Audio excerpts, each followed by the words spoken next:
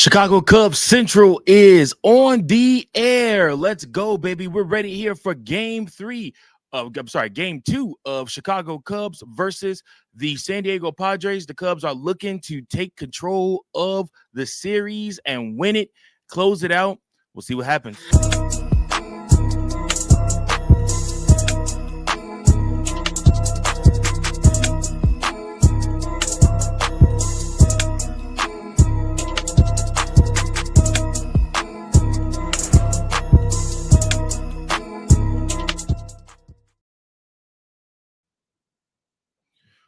Welcome in, everybody, to another episode of Chicago Cubs Central, your number one spot for all things Chicago Cubs.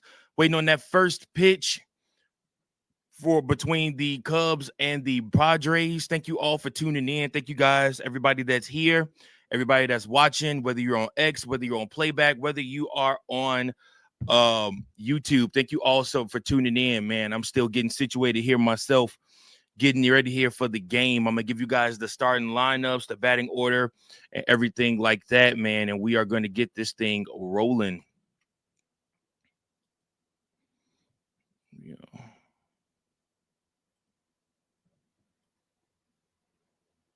Sorry, I'm still getting set up over here on the playback side.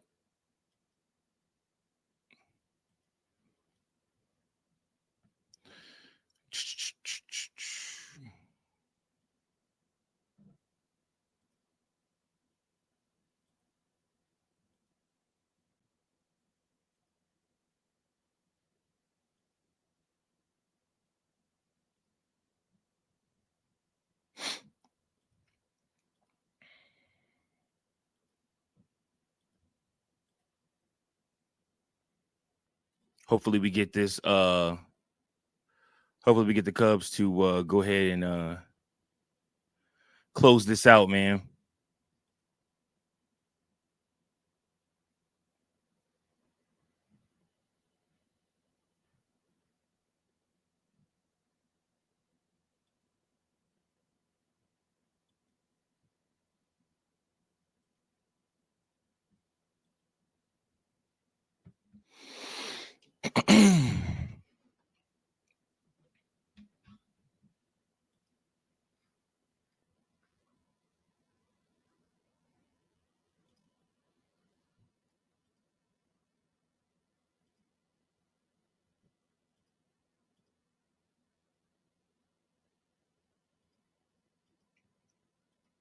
It's the one thing I hate, man. Commercial breaks, everything like that. If you're in the building, let me know. Say what's up to your boy.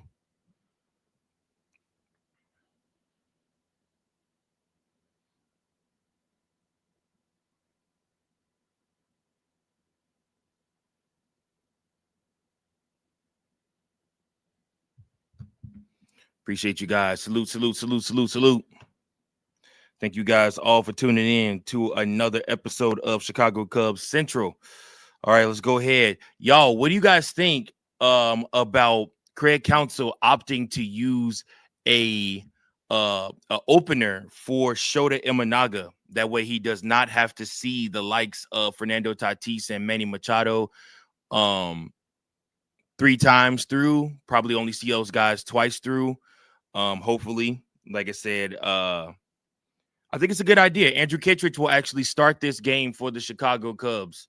So Andrew Kittredge pitched a scoreless inning in yesterday's game. He will be back again today.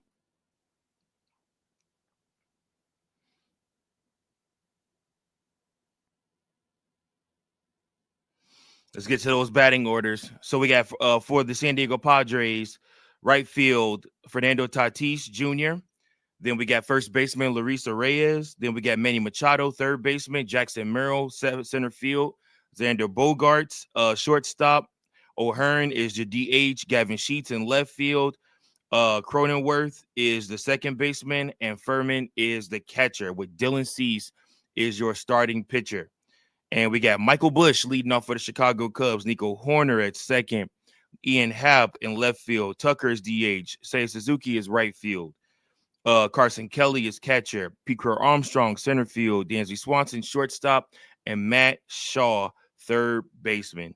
with Andrew Kittredge as your starting pitcher. First pitch is in, and it is a strike to Fernando Tatis Jr.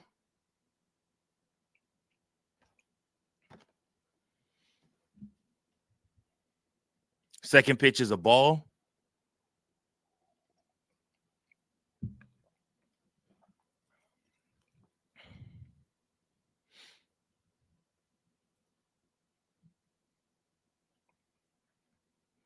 And Fernando Tatis Jr. singles over into center field. He is on first base.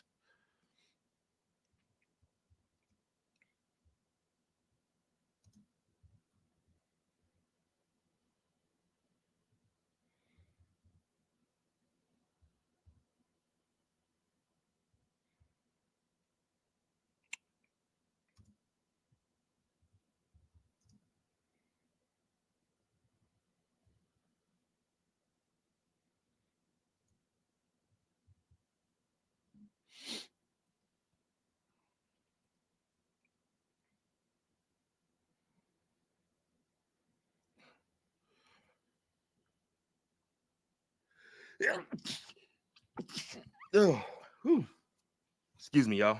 Allergy season, man. It's the worst. Two pitches into Luis Reyes. Both of those strikes. Fernando Tatis sits on first base.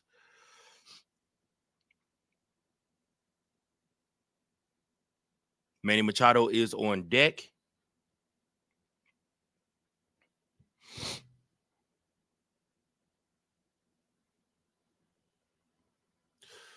Luis trying to bat his way, bun his way, and get over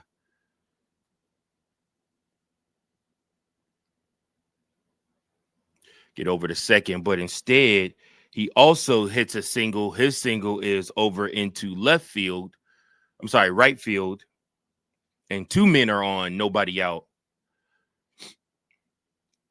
Andrew Kittredge got to lock in early, man. Two men on, nobody out already.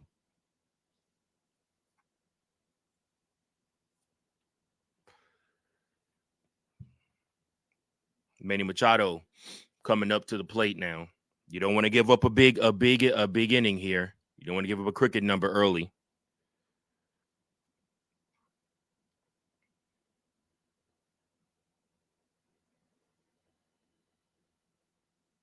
Appreciate each and every last one of you guys that are tuning in. First pitch to Machado is a foul ball. 0-1 to count. Padres are fired up today. They don't want to go home just yet, it looks like.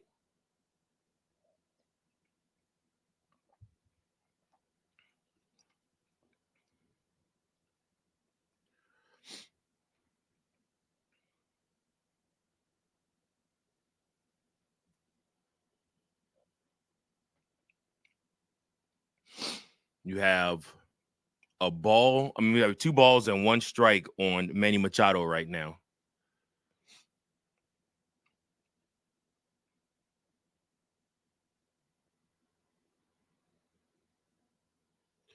Another foul ball, 2 strikes on Machado. Definitely want to get a strikeout here, man. Do not want to load the bags. That's for certain.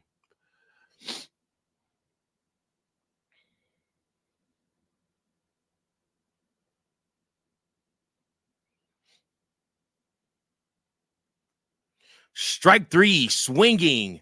Good job, Andrew Kittredge. That's the first out of the inning. Now the double play is in order. You get to strike out Manny Machado. I like that. I like that a lot. The double play is in order now for Jackson Merrill, who is a ground ball hitter. Let's see. Appreciate everybody that's tuning in, wherever you're tuning in from, whether that's X, whether that's playback, or whether that is on YouTube. Thank you guys so much. Appreciate you.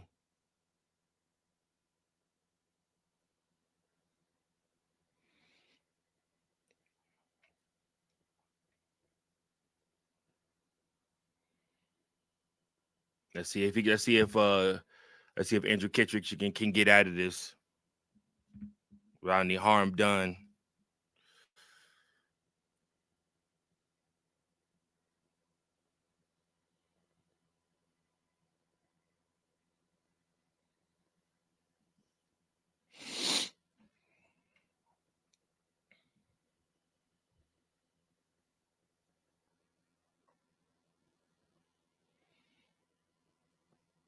I ain't gonna lie to y'all. The little umpire camera that the umps wear now, that they when they show that view, it's super creepy. I don't know. It's weird to me. Jackson Merrill up to the plate now.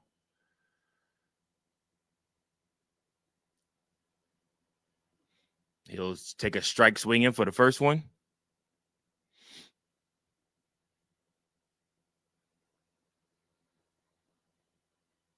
16 home runs, 67 RBIs during the season for Jackson Merrill. He's got a big spot right here. Could give San Diego the edge and take some pressure off Dylan Cease.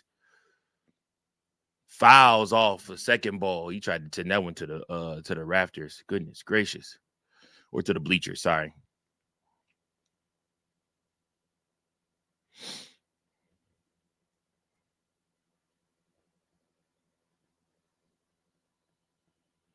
Oh, ball down low for the other one. Everybody at Wrigley is standing right now. That's crazy. Everybody is standing up. It's the first inning. That's nuts.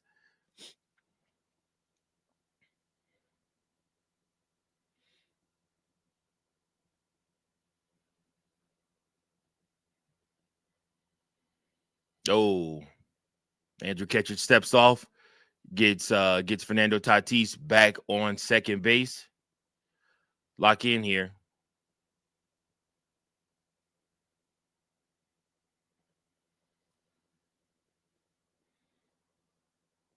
Another foul ball.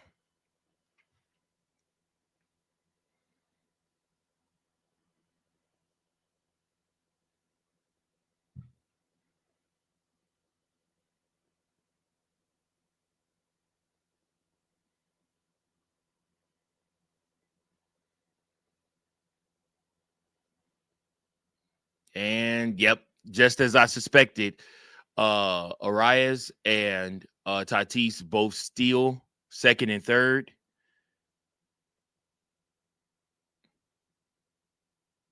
There's no play there. Both of those guys are pretty fast. There was no way Carson Kelly was going to catch Arias. And Jackson Merrill hits a ball high, deep, playable. It's going to bring in Tatis, and the Padres scored their second run in 33 innings of postseason play. Padres lead 1-0, 2 outs for the Cubs.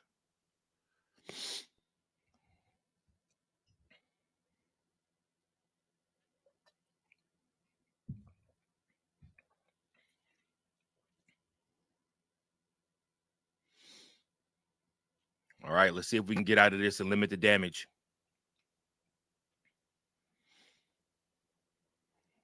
Got Bogarts up now. He doubled yesterday. He had a very good day at the plate yesterday. First pitch is low for a ball.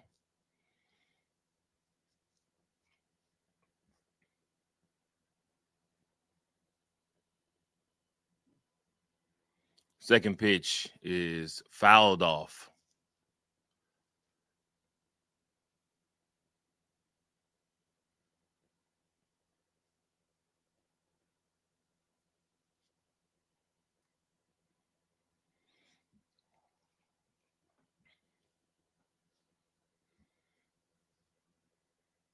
And Bogarts hits one right to Ian Happ, who was right there. That ends the inning. Padres do score, though. They do lead 1-0.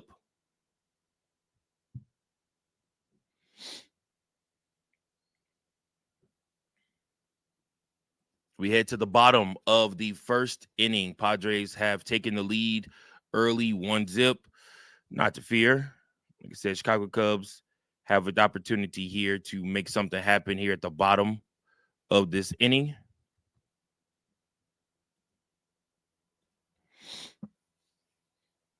See if they can get on board.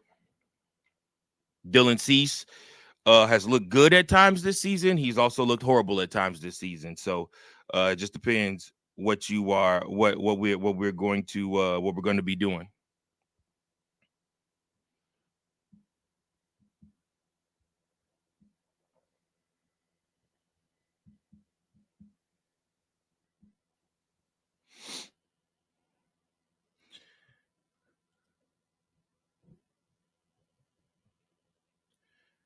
Let's go to these comments over here. Appreciate you guys. Hey, Big Mike, keep on keeping on, Cubs fans. Show your hearts out. Blue, go Cubs, go. Yes, sir. Steven, shout out my brother. Appreciate you for tuning in, man.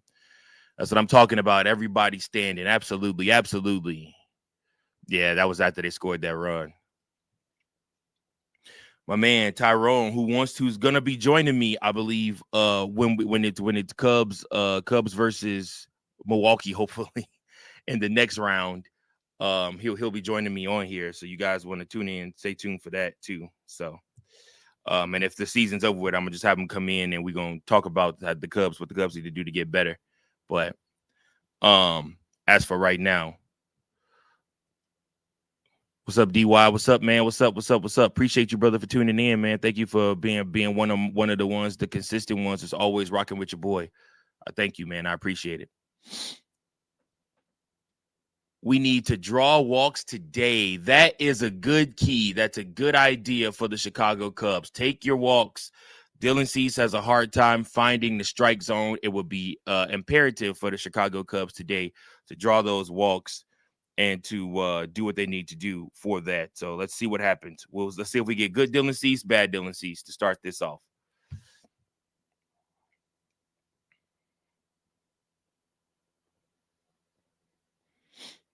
First pitch fouled off by Michael Busch.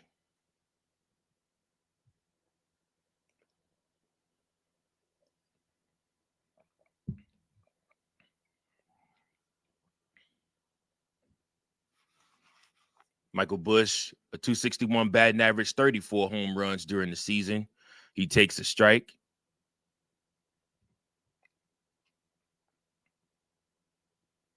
Kittredge threw 20 pitches, Steven. 20 pitches in that frame.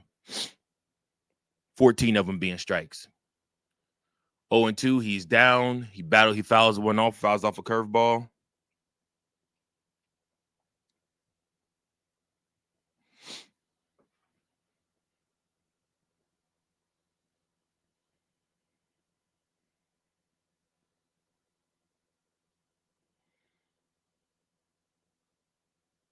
And Busch hits one far wide. Looks like it's out, but it drops right into the glove of Jackson Merrill, and he's out.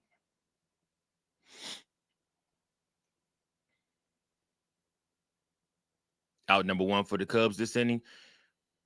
I mean, he hit that one. He kind of topped it a little bit. He didn't hit it straight on, but like I said, it looked like it had the distance to go at first when it first left.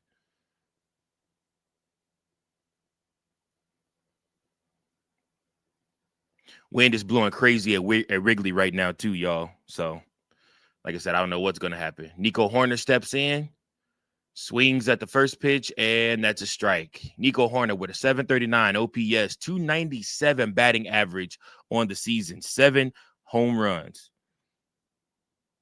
Going up against Dylan Cease. Nico, known as one of the Iron Men in the league, it's so hard to get him out. He just does not get out. He'll either take his walk or he'll hit a base hit or something.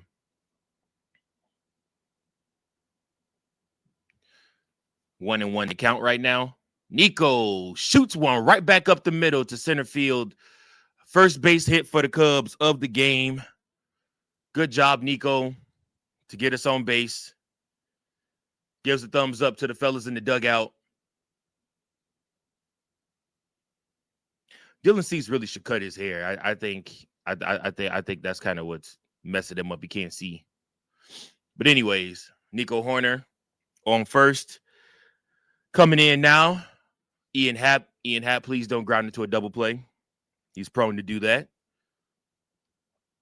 First pitch swinging. He swung for the fences. That was 97 off the radar gun. That's a strike.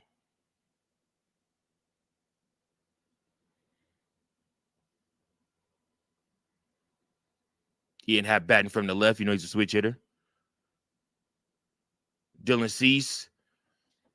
That one is a ball, high and away.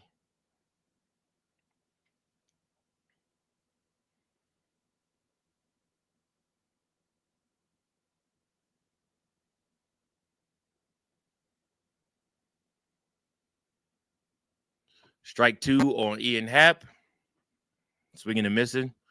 Getting pretty good Dylan Cease right now. I mean, and a lot of his stuff hasn't been out of the way either. It's kind of been right there. He's been consistent so far. I mean, it's 1 inning, so we'll see what happens.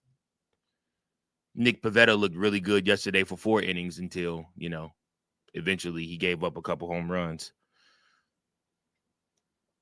2-2 to count on Ian Happ.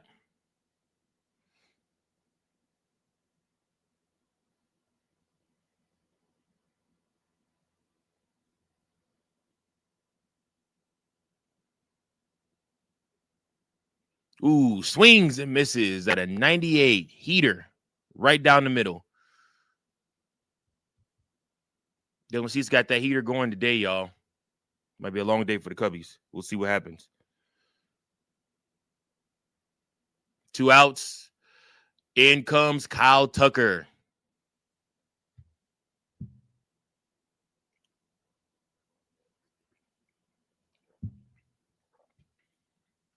See what King Tuck has for him.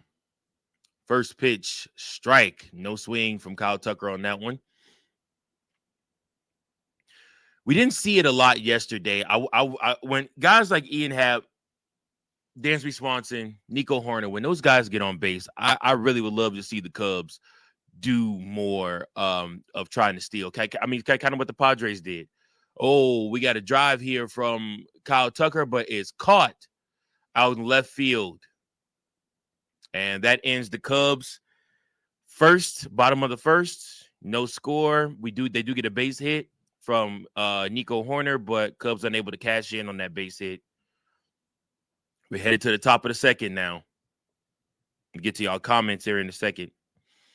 Appreciate you guys spending your afternoon hanging out with your boy.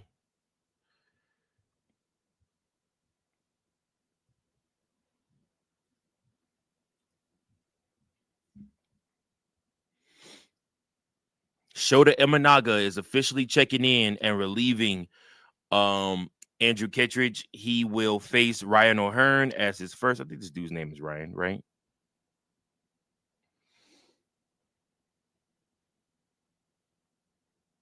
It is Ryan. I knew it was Ryan O'Hearn.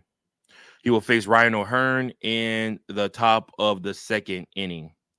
Let us all pray Shota Imanaga has that splitter going today, because if not, this is going to be a long game. Let's get back to some of the comments. Tyrone here says, Nico is Mr. Reliable. Listen, all season long, man, he's been one of those guys you could depend on to get base hits, to do what the team needed him to do in order for them to have success.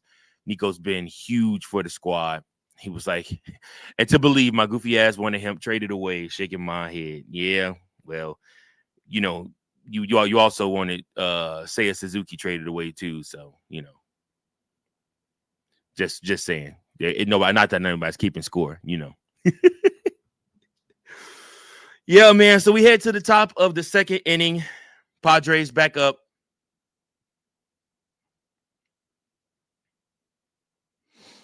See what Shota has.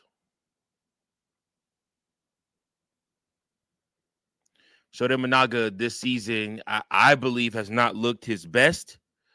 I was against pitching Shota in this series. But I mean, at the same time, I mean, you gotta let him get his feel for things. But Shota Imanaga to me just has not looked the greatest this season.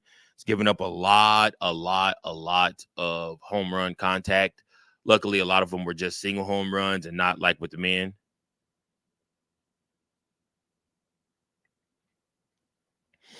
.73 ERA for Shota this season. Let's see here if we can get this out. First pitch to Ryan O'Hearn. Ball one.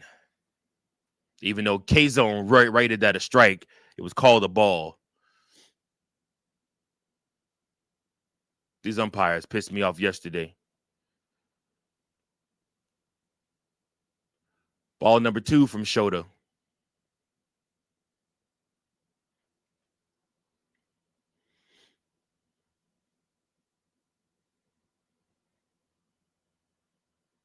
Foul ball.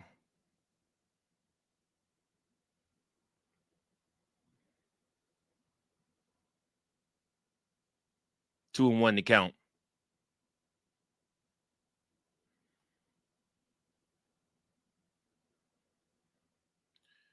And O'Hearn hits one. It's popped up in the air over by the 2025 postseason sign.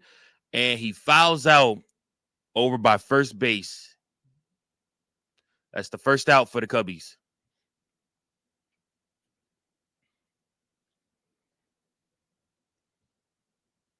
Carson Kelly got that out. BT Dub. If anybody cares, Detroit and Cleveland are tied at the top of the 7th inning. Detroit has 2 men on. Ooh, oh my goodness. Gavin Sheets put a charge into that one, but the wind knocked it down. This might be a good game for Shota Imanaga, because that ball was definitely, if the wind was blowing out, that ball would definitely leave the ballpark. But the wind is blowing in, and therefore Shota Imanaga got blessed where that ball got knocked down, got caught in the wind and knocked down. That's 2 outs. My goodness, he put a charge into that one. First pitch is outside, a ball. It's Jake Cronenworth now he's pitching to. 246 batting average, 11 home runs, 59 RBIs during the regular season for Jake, the second baseman. Second pitch called a strike. No swinging on that one. Actually, probably should have been a ball too, but, you know, hey, umps can't be perfect, right?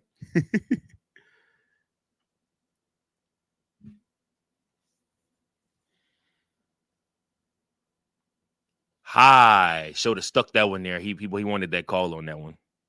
Did not get it, though.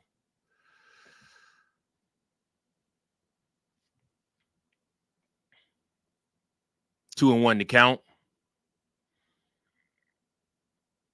Shota gets Cronenworth to foul this next one off. 2-2 to count now. 9 pitches for Shota.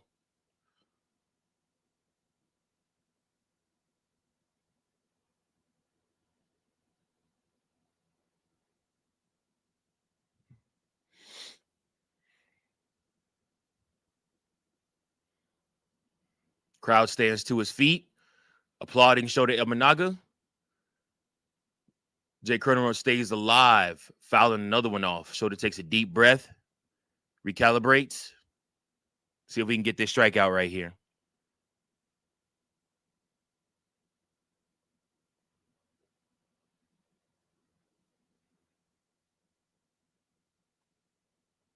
And he gets them to strike out. The splitter got him. Good job, Shota Imanaga. Coming up next, Seiya Suzuki, Carson Kelly, and Pete Crow Armstrong in the bottom of the second. Let's go. Good job, Shota.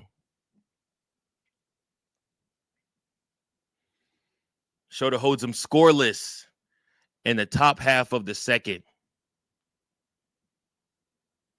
How many innings do you guys think Shota will go today? If I had to take my guess, he'll go second, third, fourth, fifth, and maybe sixth, and probably be done after the sixth. Craig Counsell also did use a lot of his bullpen, but I also know Craig Counsell has a plan too. A lot of us have doubted Craig Counsell, myself included. But game one kind of showed me he does have a plan when it comes to the postseason. So I'm going to continue to trust Craig Counsell on this and see what he does and what he has in store.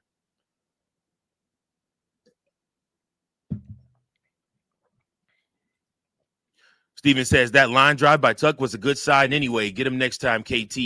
Yeah, he is seeing the ball a little bit better. Had it had a little bit more lift on it from the launch angle, could have been a home run, or it could have hit off the top of the it could have went over the head of the left fielder. Had it went over the head of the left fielder, Nico would have scored easily and tied the game up. But like I said, that's neither here nor there right now. We just want the Chicago Cubs to get on the board and to score. But we also do want to see better from Kyle Tucker, which because we know he is capable of better. So we'll see what he got. DYS, is the wind blowing in? Yes, sir, it is. Yes, sir, it is. It's gonna have to be a hard hit ball in the right spot in order for it to leave the park today. I remember everybody wanted Nico traded. Yeah. Yep. Yeah, they definitely did. Yeah. They saw the well. They saw the ball pretty well off of Kittredge in that first inning. You know, like I said, I mean, but we hope that he will we hope that that it doesn't affect the Cubs too hard. Like I said, I mean, it was just one run, could have been a big inning, a lot of guys on, but instead it was only one. So up to the plate, one of the heroes of yesterday's game, Seiya Suzuki, and he takes a ball for the first pitch.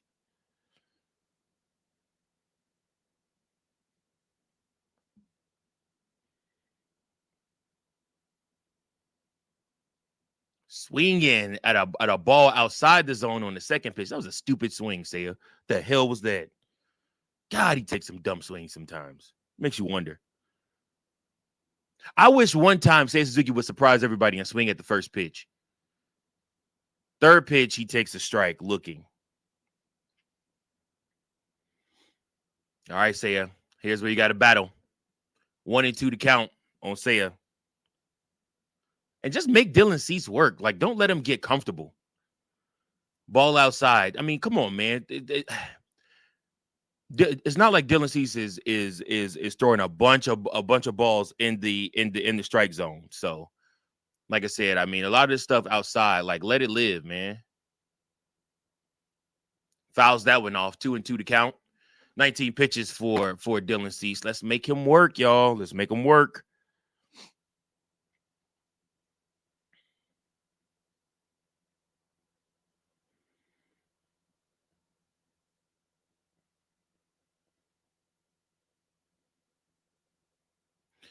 Another pitch outside. Say it looked like he was getting ready to swing at that, but caught a swing at the last second. That was way outside the zone, too. 3-2 to count. Yeah, fans standing again, ready to applaud Seiya if he takes this walk. And he swings and misses. Struck him out. Woo. I think that's the second strikeout for Dylan Cease. 21 pitches, 2 strikeouts. That thing dropped nasty. It looked like it was going to stay up in the zone, and it just dropped out of nowhere. Carson Kelly is up next to the plate.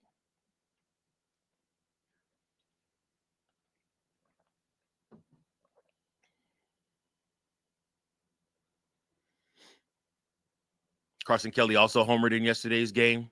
First pitch, 99 outside the zone. Ball 1.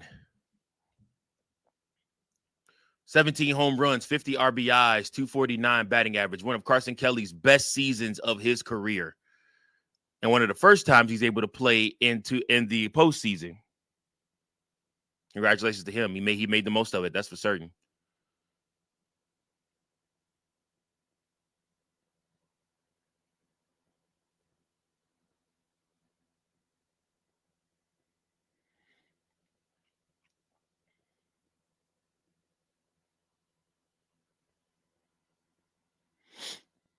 Two and 1 to count now on Carson Kelly. Curious to see what Craig Counsell decides to do in the later innings. Let's just say things stay 1-0. It's the 6th inning. Is he going to continue to send the same guys out there, or is he going to make some adjustments? Maybe see if Moises Ballesteros or somebody like that can get in that bat. Just curious to see what he decides to do, if he'll just try to go to game 3 or whatnot. Very curious to see what Craig Counsell is going to do with that. So the Cubs keep it close. I expect him to make some subs to get some other guys some ABs. Carson Kelly hits one, 100 off the gun, but Bogarts is back and grabs it. Out number 2. Brings up Piker Armstrong, who had a horrible, abysmal day at the plate yesterday and also made the only Cubs error in the game yesterday. Hopefully he's hoping to redeem himself today and be a little bit more steady today. 2 outs. Piker Armstrong steps into the box. First pitch. Ball high. He holds off. He thought about swinging at that one.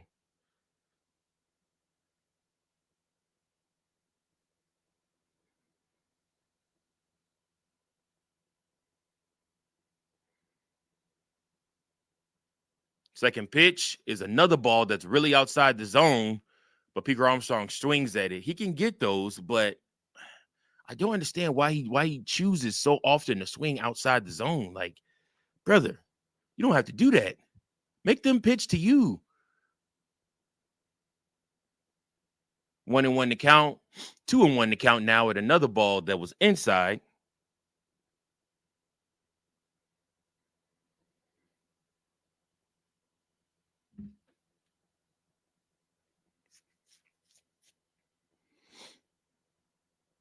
Another pitch up in the up top of the zone, and Piker Armstrong swings at that one too. 2-2 to count. Man, that's high. I teach my peewee guys not to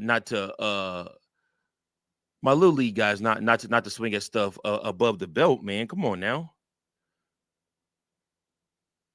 3-2 to count.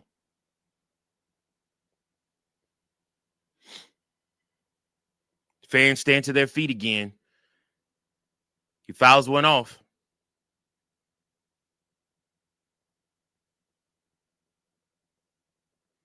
Staying alive here. I like the fact he's making him work a little bit. Let's not. I mean, come on now. 32 pitches, 2 innings for Dylan Cease. Come on, man. Let's get that arm a little bit tired. Piker Armstrong fouls another one off.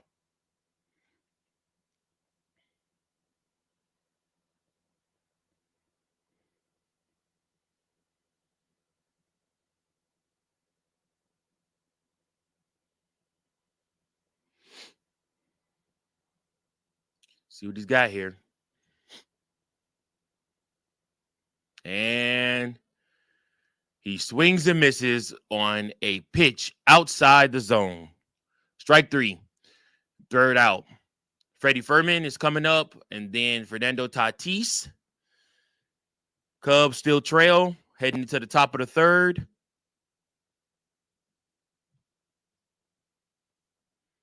One to zip. Let's see if Shota can hold serve and give the Cubs a chance to tie the game up in the bottom of the third.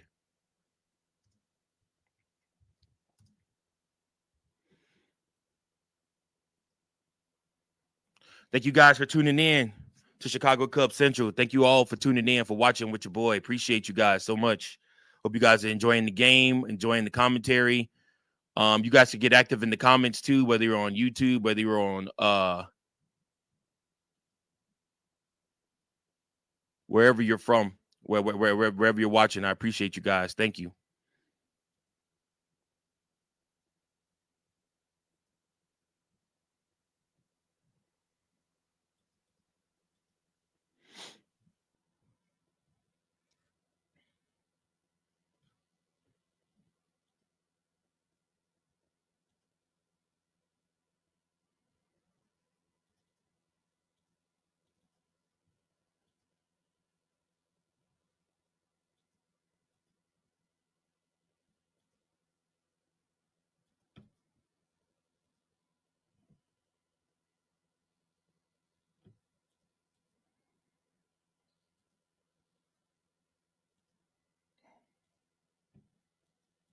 And here I thought it was going on playback. It's not even going on playback. This is weird. I don't lie to you. I don't like playback. Shout out to Hayes setting up playback for the team. I like it when they start it and they run it, and I just come on and just talk with them. But trying to run playback at the same time simultaneously while you're running YouTube and X is a headache. I'm not going to lie to you.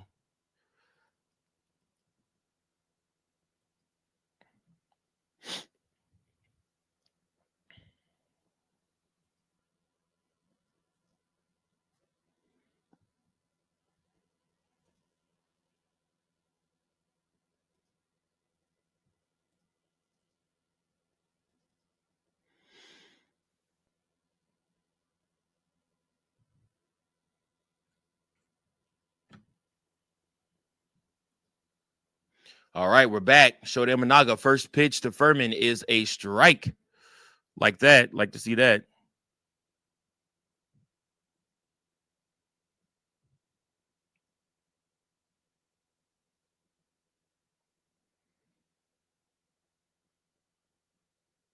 Second pitch to Furman is a strike. Taking a second, taking a deep breath. Freddie Furman is the catcher for the Padres. 26 RBIs, 5 home runs, a 251 batting average on the season. A pitch up high, Shota threw that high fastball.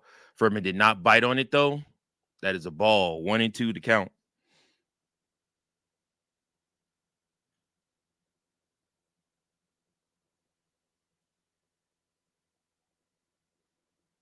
Ooh, Furman gets a hold of one and knocks that all the way over into left field. That's going to roll all the way to the corner.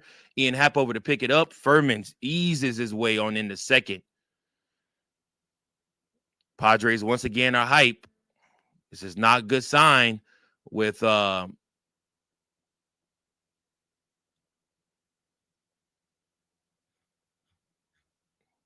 a good sign with Fernando Tatis coming up.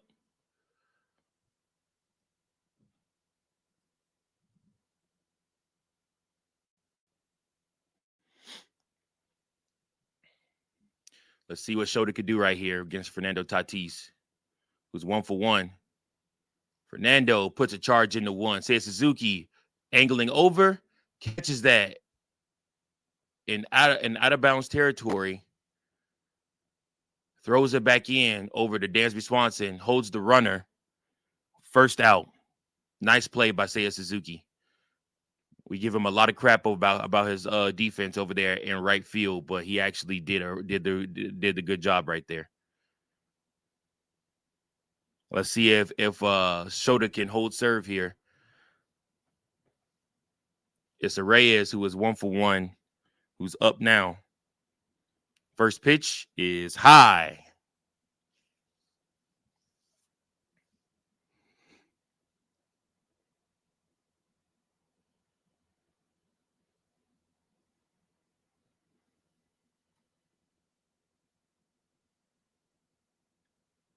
Second pitch is a strike. That was nice. That high fastball. Shota likes that high fastball, especially since he has that splitter going down. So, like I said, it's a really good pitch for him as long as it's hitting the strike zone, and it'll cause other batters to swing and miss at it. That was a strike right down the middle. Good job. 1-2 to count right now. Man on second, 1 out, 19 pitches for Shota Imanaga so far. Trying to work his way through this San Diego lineup without giving up any damage. He did allow the leadoff man, Furman, to hit a double. Ground ball. Nico Horner over to pick it up. And out number 2. Good job. Good job. Good job. My boy Claude sent me a and I want you guys to answer this in the those of you that are watching. I want you guys to type in and answer this. Who had the better infield? The 2016 Chicago Cubs or this version of the Chicago Cubs infield? Who has the better let's talk defensively first. First pitch to Manny Machado is a strike.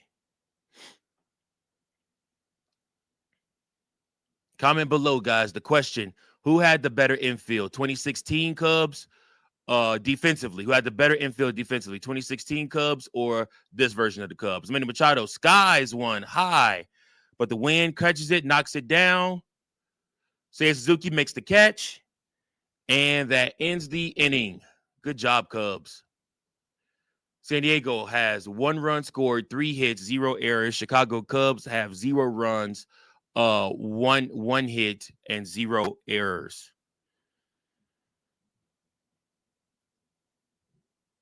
We're going to head to the bottom of the 3rd inning.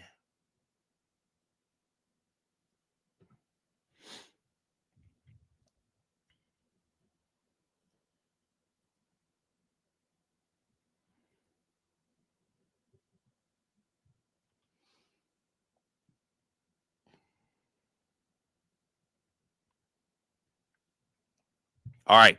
So 2016 Cubs infield. First baseman, Anthony Rizzo.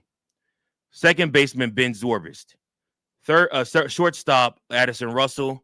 Chris Bryant was your which that's weird. I get why wouldn't they put Javi Baez? That's really weird because Javi plays second base a lot more than Ben Zorbis. Ben Zorbis was a utility guy that played kind of everywhere. Anyways, this meme showed me what has Ben Zorbis there. I guess because Ben Zorbis was the MVP of the World Series, but Javi Baez played majority of the outs at shortstop at second base. Addison Russell was shortstop. So, anyways, Anthony Rizzo, Ben Zorbist, Addison Russell, Chris Bryant. Michael Bush for this year's Cubs, Nico Horner, Dansby Swanson, Matt Shaw is this year's Cubs infield. Defensively, just defensively, I'm still going to go 2016 Chicago Cubs, but it's a lot closer than I think some people are willing to give it credit for. Like, I mean, so wins above replacement for Anthony Rizzo, he was 5.8. Ben Zorbis was 3.5. Again, it's so weird that they didn't put Javi Baez there. That's just pissing me off. Addison Russell, his wins above replacement was 3.9. Chris Bryant was 7.3 wins above replacement at third base. Michael Bush is 4.5. Nico Horner is 6.1. Dansby Swanson's 4.5.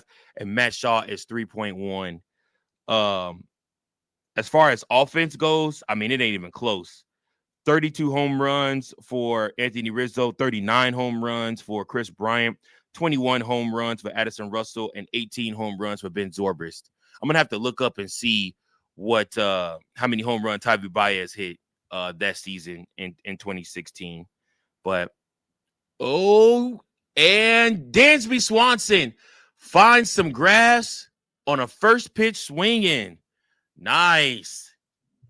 Cubs are in business. Their second base runner, second hit of the game. Dansby made that big turn around first base. Cubs are in business. He saw that ball coming a mile a minute and just served it right over into left field. Nice little shallow hit. Found some green grass right there. Good job, Dansby.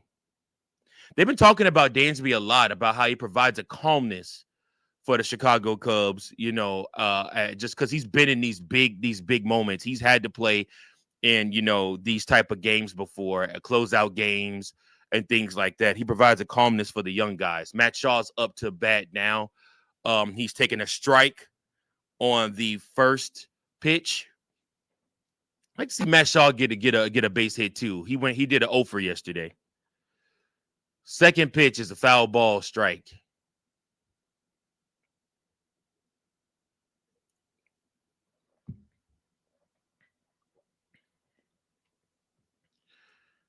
And it looks like Adrian Morejon is already up and pitching for and throwing in the San Diego bullpen. Mike Schultz not wasting any time getting guys up.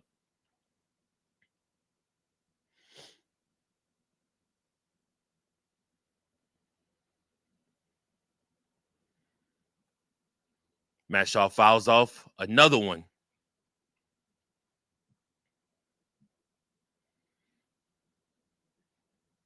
Oh, and 2 to count.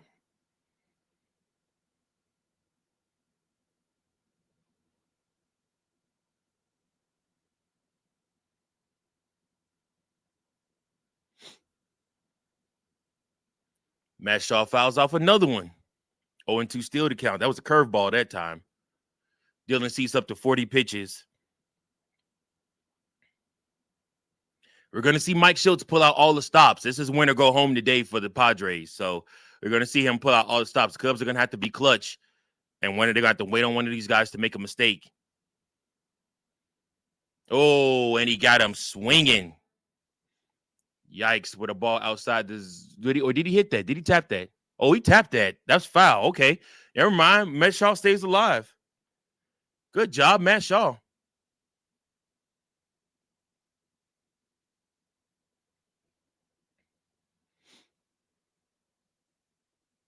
Not that I like or have an affinity for anybody on the Cardinals, but I actually thought Mike Schultz was a very good manager for the Cardinals. I really thought they were idiots for getting rid of him, especially for somebody like Ollie Marmol, which they had a catcher before. They had one of their old catchers before Ollie Marmol be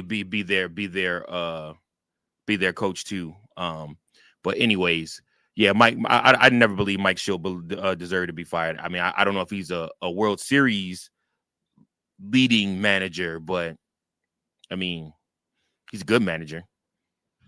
You got to believe the Cardinals probably would have been in the postseason this year had he had the teams that they had. Ball up high to Matt Shaw. I want to see Craig Counsell put Dansby Swanson in motion. Let's start stealing some bags here, man. Let's get active around these bases. Furman's good, but he ain't that good.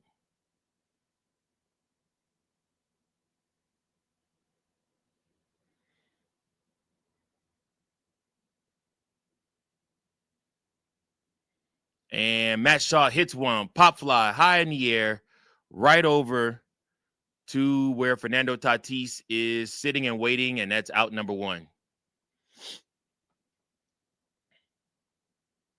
Oh, the Guardians took the lead in the bottom of the eighth. 2-1. With one out in the bottom of the eighth, the Guardians take the lead. All right, Michael Busch is up to the plate. He's 0 for 1 so far. First pitch is a wild pitch, and Dansby Swanson takes off to second base. We have a runner in scoring position, our first runner in scoring position in this game. Good job. Good job, Dansby Swanson. Kicked off the glove of Furman, the catcher.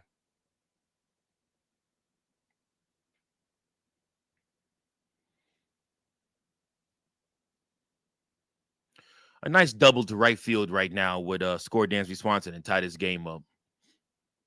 Michael Busch swings and hits a foul ball. 1-1 to count.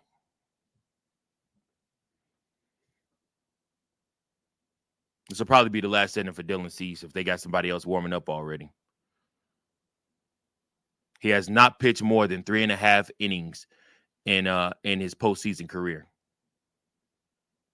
Ball outside. 2-1 to count.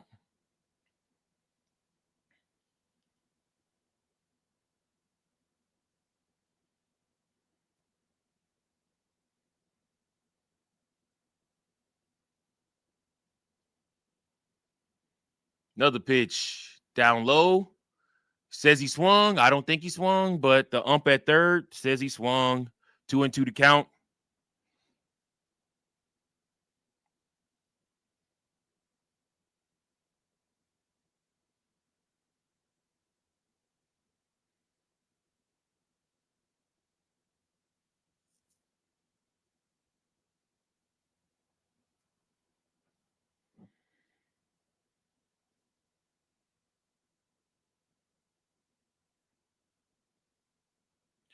Bushy fouls this one off. Oh, way out of play.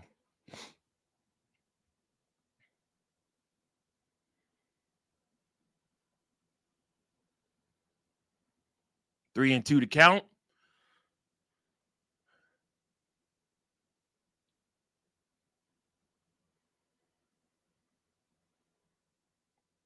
Ooh, that should have been a strike. That definitely should have been a strike. Wow. That clipped the strike zone. 3-2 to count. Fans stand, cheering, got their rally rags.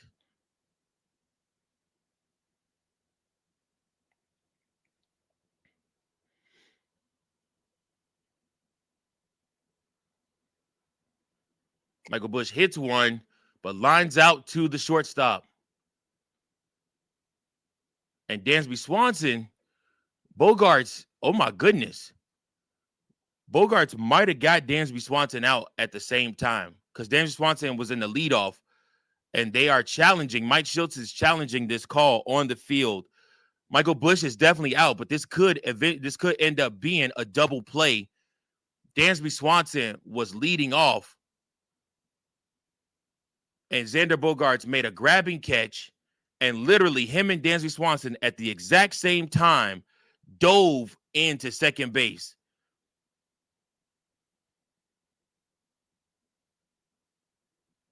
That's tough. That's a tough call. That's a tough call to see who made it there first. It kind of looks like Bogaerts made it there first, but I don't know. The thing with the challenge is it has to be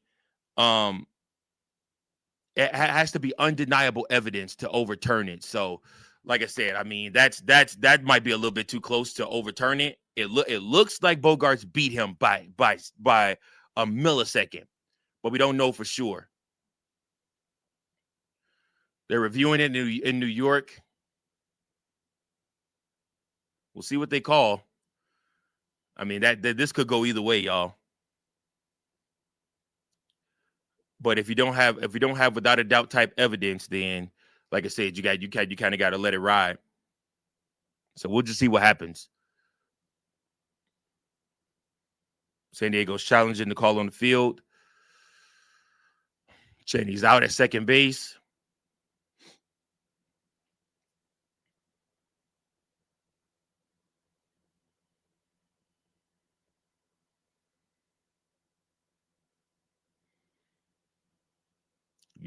That's tough, y'all. Waiting to see what they say.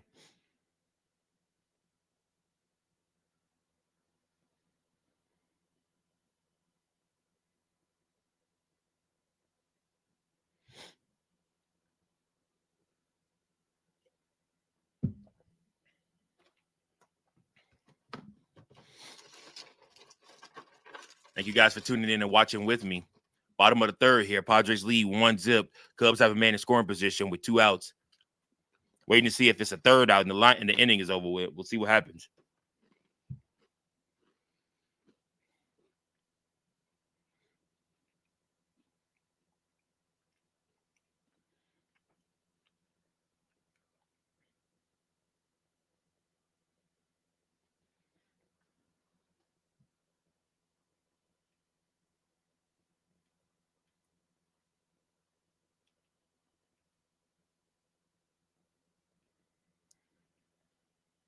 And he is safe. And Nico Horner is up to the plate. 1-1 to count. Nico, one of the best, highest batting averages with runners in scoring position on the season. A 371 batting average with runners in scoring position. Nico puts a charge into one. Oh, wow. That was almost Jackson Merrill almost knocked right into Fernando Tatis. That would have been bad. Nico Horner is out. And that will end Dylan Cease's time probably pitching. I'm pretty sure they're going to the bullpen from here on out for the Padres. So the Cubs have a rough road ahead. If they want to try to win this game, looks like they're going to have to go through the bullpen.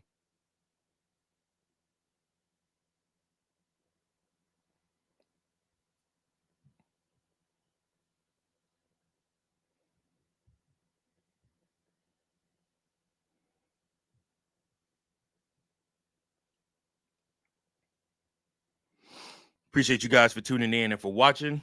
We're going to send Shota Imanaga back out here for the top of the 4th inning. Only run was given up by Andrew Kittredge in the 1st inning. Shota Imanaga has done his part so far, holding serve, pitching 2 innings, 2 scoreless innings. There has been traffic, but nobody has been able to capitalize on that. Hopefully we keep it that way, man.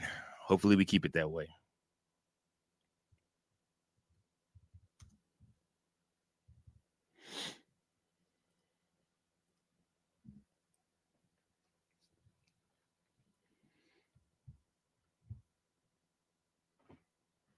Need to put a fan or something here in the studio, man. Like it's hot in here. It's hot in here, man. Or maybe it's just me, just my emotions urge.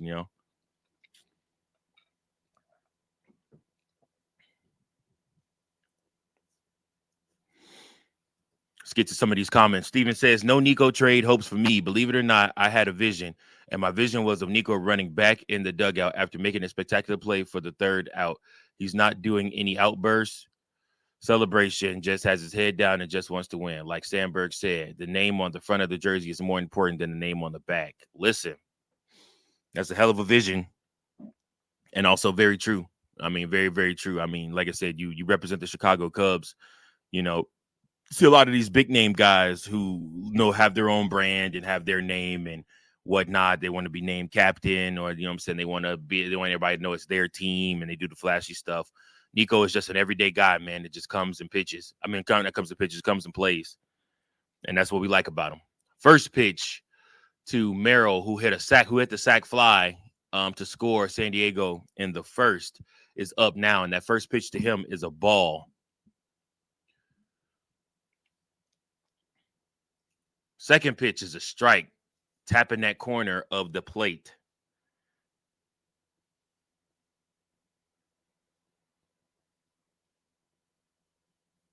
Wind is blowing crazy at Wrigley. You could just see it because of the way it's moving shoulders hair.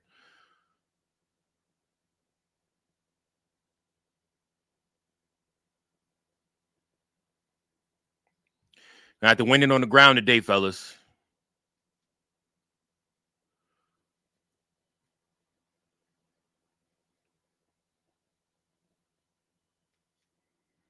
Next pitch is a ball. Next pitch after that is a ball. 2-2 to count. Another pitch outside in that same spot. It's like down below. Merrill fouls this one off. Merrill fouls off another one at the top of the zone. And Shota walks him.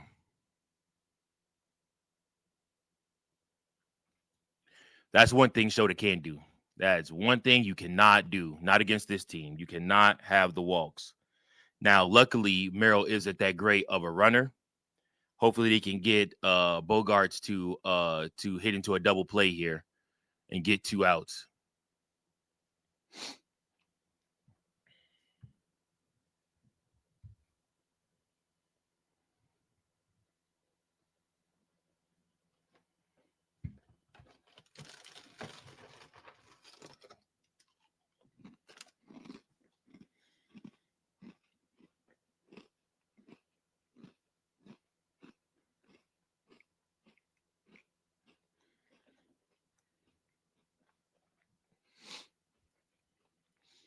I also believe Craig Counsell will have a short leash with Shota Imanaga.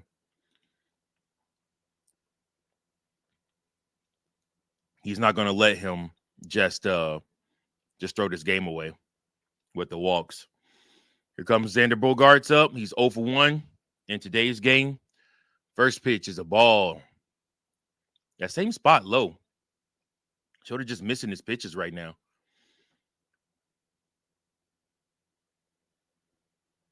Honestly, with the wind blowing in, Shota could be a little bit more liberal throwing in the strike zone because, like I said, the wind's going to knock it down. Just get the outs. Stop trying to be stingy and pinch. 2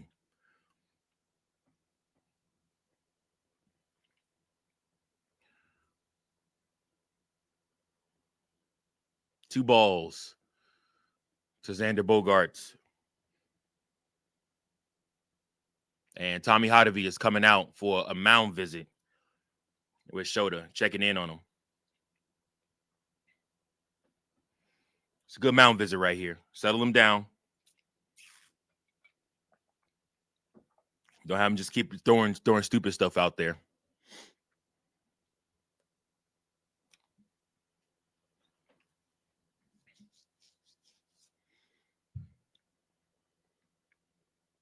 33 pitches for Shota Imanaga right now. Hoping to get a ground ball and get 2 outs.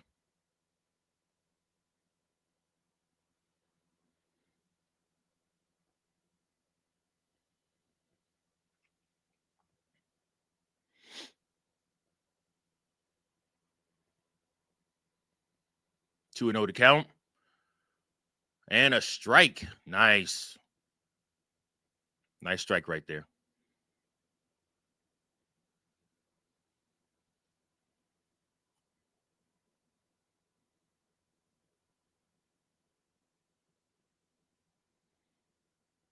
Oh, he throws it back over the bush, gets Merrill back on first.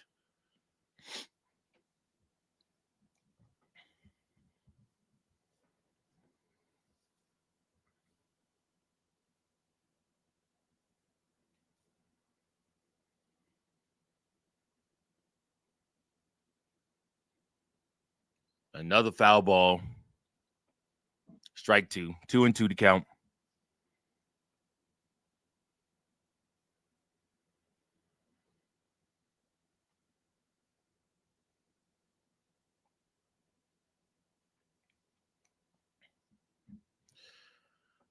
He throws one way outside the zone. Carson Kelly got to get up for that one.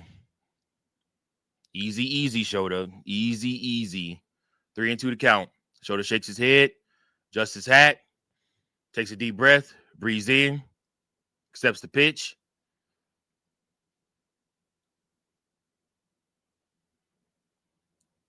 And Bogaerts fouls it off.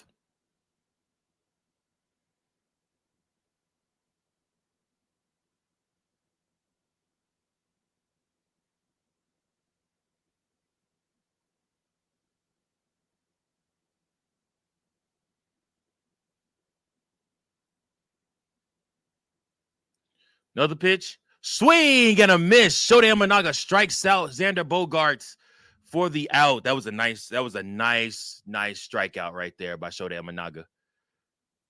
Got him looking with that one. That one was moving outside the zone, too. Bogaerts got greedy.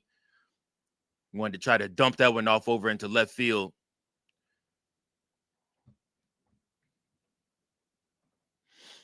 All right. O'Hearn is up. First pitch is high. Almost hit O'Hearn, actually. Sheesh. Take it down a notch, Shota. Take it down.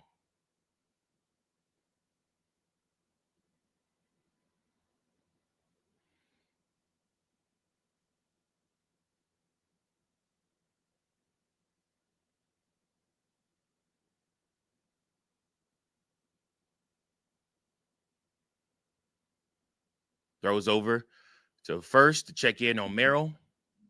Keep him over there.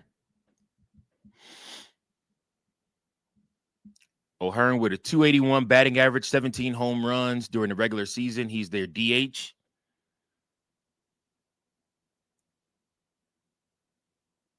Shota misses on that one.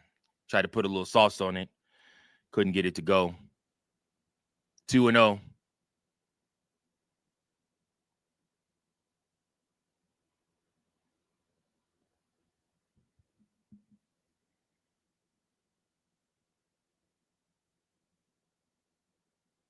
Fouls went off. 2 and 1 to count now.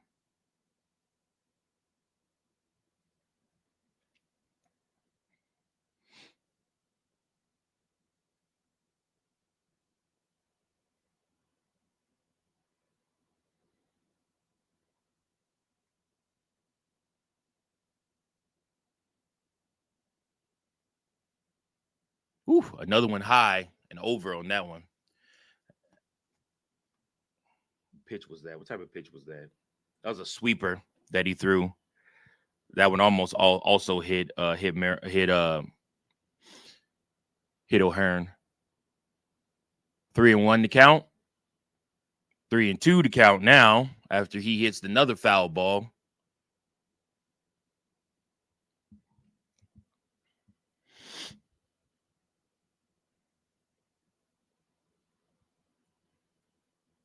All right, Shota. Let's see what you got.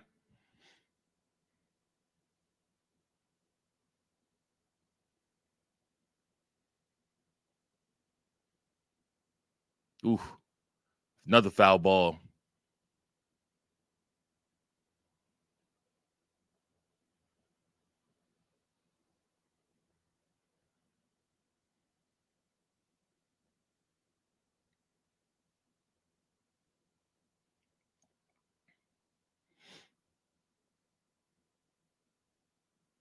And Merrill's going to dump one over into right field above the head of Nico Horner.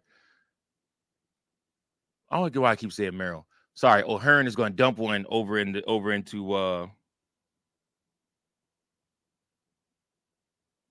O'Hearn dumped one over into right field. Merrill's going to stop at second. Saturday. The National League Division Series and the American League Division Series both start on Saturday. So if the Cubs were to advance today, they will probably start Saturday against Milwaukee.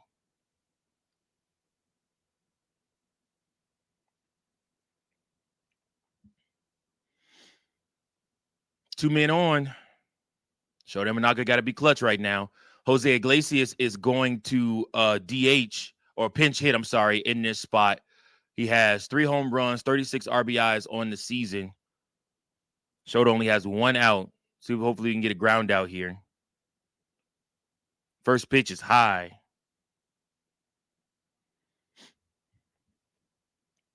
Iglesias takes a deep breath, steps back into it. Mike Shilt's trying to do all he can to keep his season alive for his team. They lead 1-0 right now. 2 men on.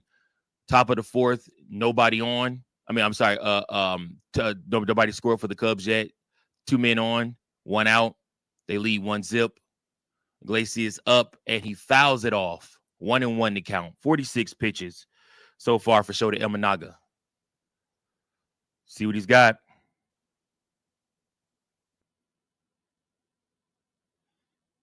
And Iglesias is going to dump this one into center field, but right there to catch it is Peaker Armstrong.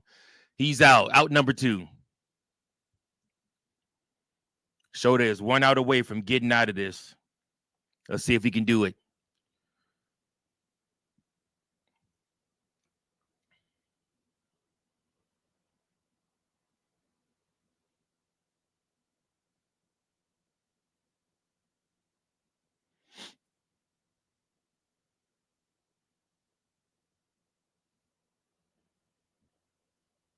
All right, Cronenworth is up. So he's going to pitch to him. First pitch is a strike.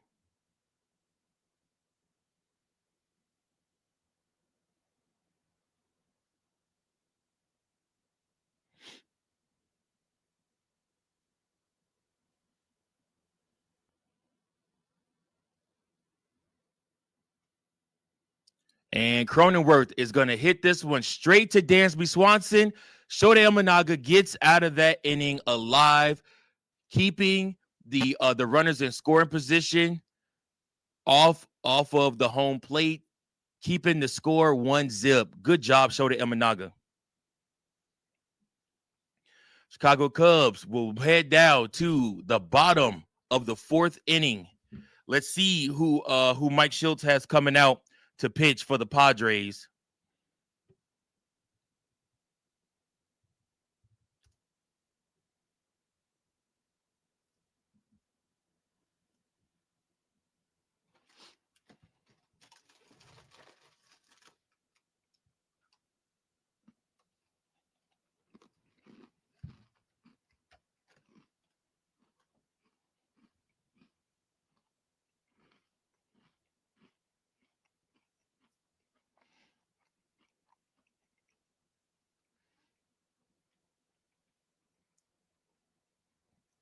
Okay. Bottom of the 4th, looks like Dylan Cease is going to stay out there. Johnson's going to take over in left field.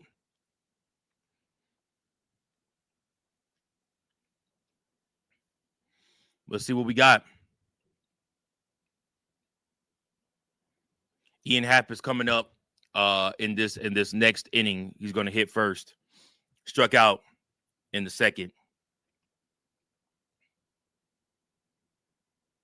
I'm sorry, he struck out in the first.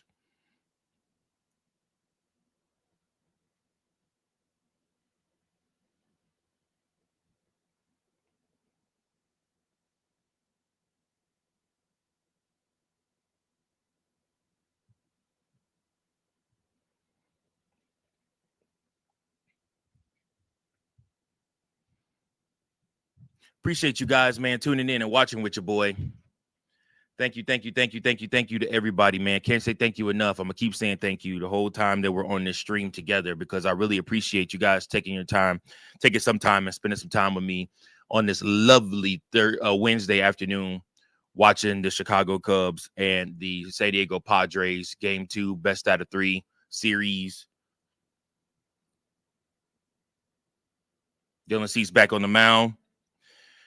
Let's see what we got. Come on, Ian Happ. Can you be clutch? Can you be clutch? Or just take a base. Take a base. First pitch, high. 96. He rushed that one up there, didn't he? Ball 1. Bryce Johnson is over there playing.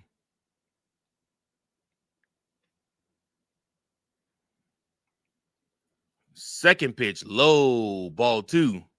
It was a curveball.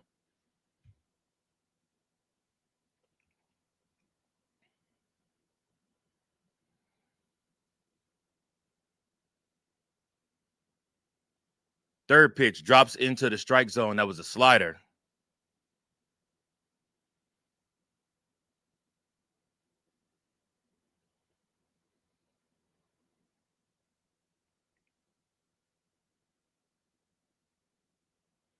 Fourth pitch is another ball that's low. That was another slider that completely missed. 3-1 to count right now.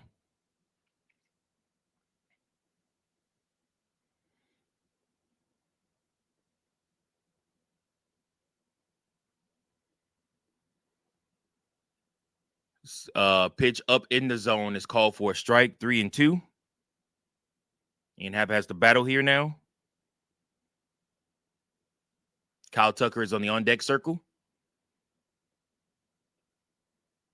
Ian Happ looks like he fouls one off in the foul territory to stay alive. Manny Machado looks like he banged his knee really bad up against the Cubs dugout. Ugh. Ouch. That looks painful.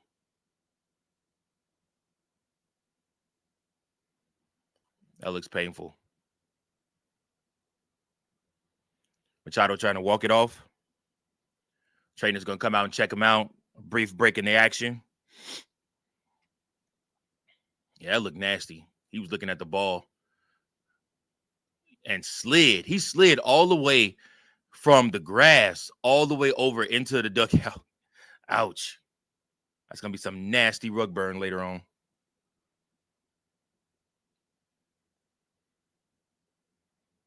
Schultz out talking to him.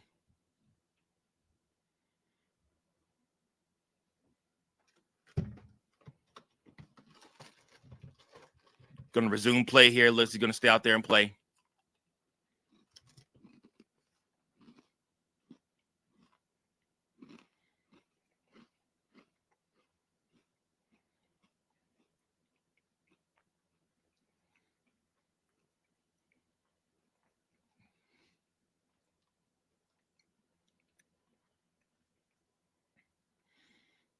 All right, Ian Happ, be clutch right here. Come on. Fans rise to their feet. See what Ian Happ has for it. And he swings and misses again. His second strikeout of the game. Dylan Cease gets his fourth strikeout of the day. And that brings up Kyle Tucker.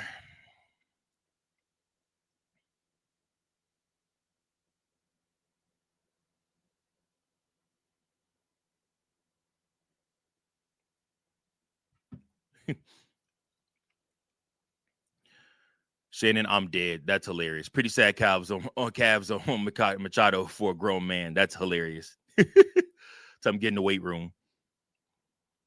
All right, Kyle Tucker's up to the plate. 61 pitches for Dylan Cease through 4 innings. Cubs have made him work. First pitch. No swing. Ball 1-1. The count.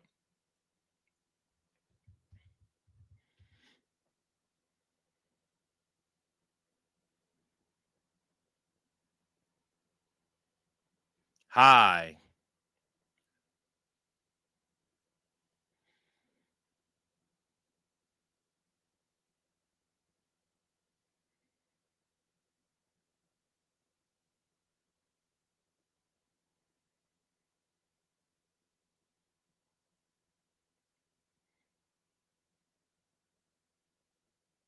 That third base ump might have a love affair with Kyle Tucker because a couple of these pitches that Dylan Cease has went and asked him, did he swing on?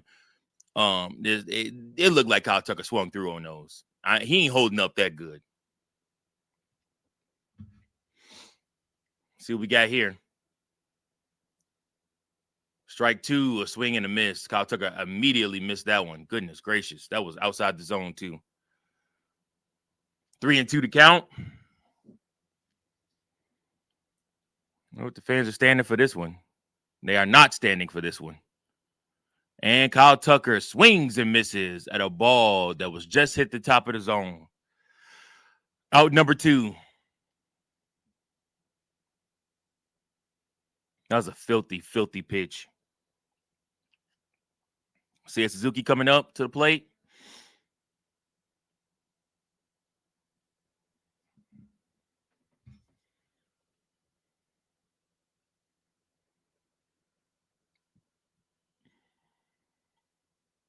First pitch is outside for a ball to Seiya Suzuki.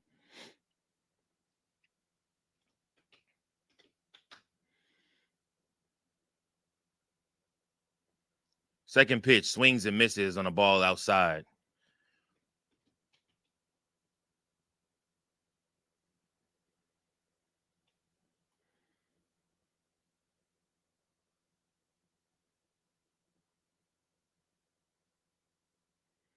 Seiya Suzuki hits a liner right all the way over into left field, and that's going to roll all the way up to the ground. Seiya Suzuki with a stand-up double. Good job, Seiya. And Wrigley is back rocking.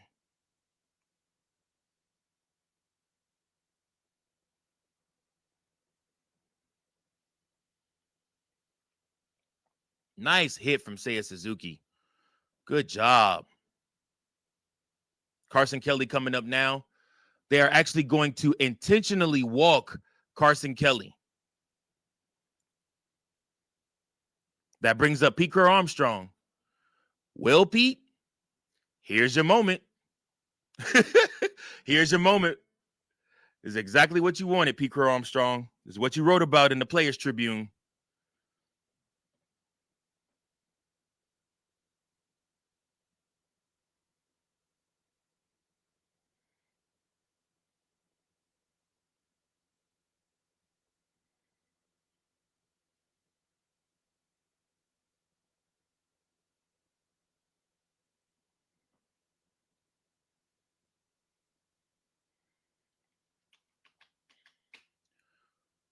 Looks like the Padres do have somebody up. They are making a pitching change, too. That's going to do it for Dylan Cease. He is out of the game. 2 men on.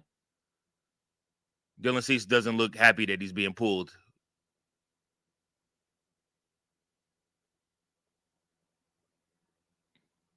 For what it's worth, Dylan Cease pitched 4 2/3 of really good baseball. I mean, he, like I said, he had runners in score position on 3 separate occasions and held them. I mean, that's all you can ask of out of your starter. And now Pete Armstrong has to face off against somebody different. So let's see what's happening.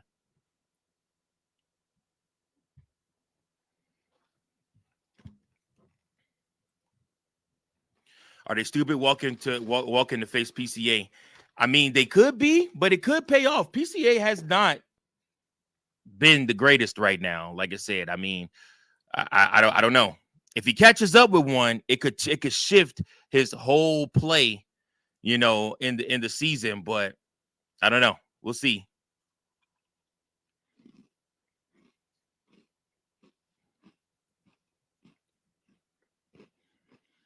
Gregory Short says he got to go down the lineup with all these swings and misses. Yeah, they're going to figure something out with Kyle Tucker.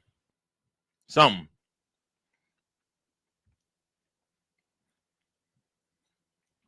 I don't know, guys. I believe he's still playing injured. I believe Kyle Tucker is still very much so playing injured right now.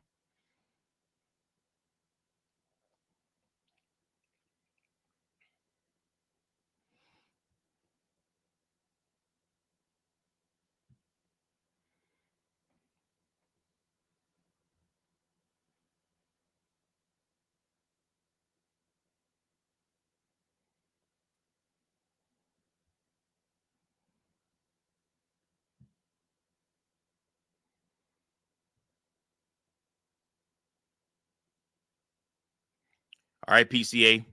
Some plate discipline here. You got to be older than you actually are right now. I'm sorry, but it's on your shoulders right now.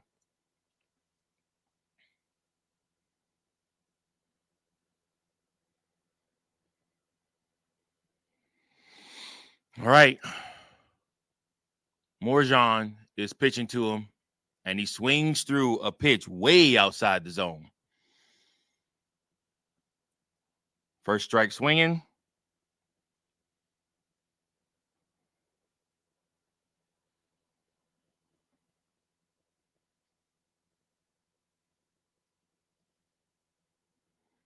Second one, he fouls off of his leg, too. Ouch.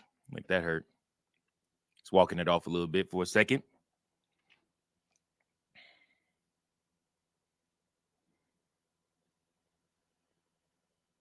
Dylan Cease is still responsible for the 2 runs right now. Well, one of the runs. He's responsible for Suzuki, but the other one, there was an intentional walk, so he can't be held responsible for that one.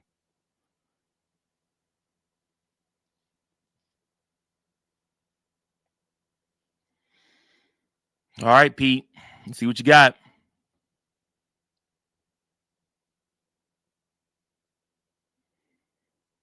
Ball way outside.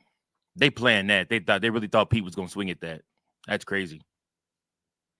Sad part is he probably thought about it too. Like, man, I should have swung at that, man.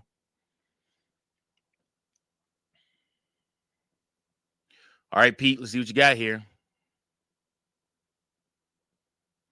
And Peaker Armstrong is going to ground out to first for the out. And he throws his helmet down and he's cursing himself out. And that's going to end the 4th.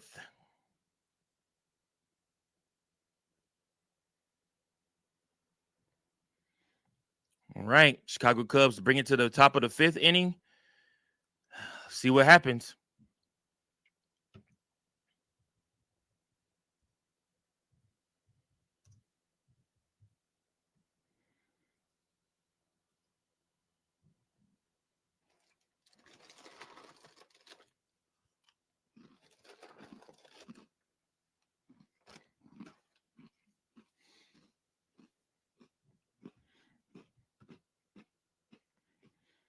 Also, if you're watching on YouTube, go ahead, if you haven't already, and hit that subscribe button.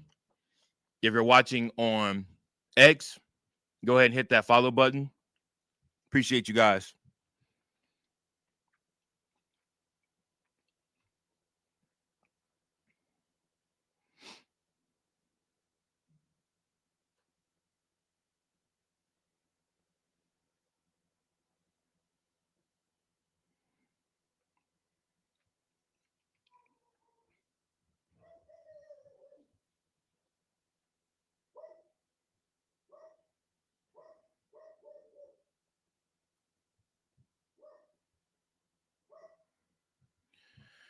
Whew.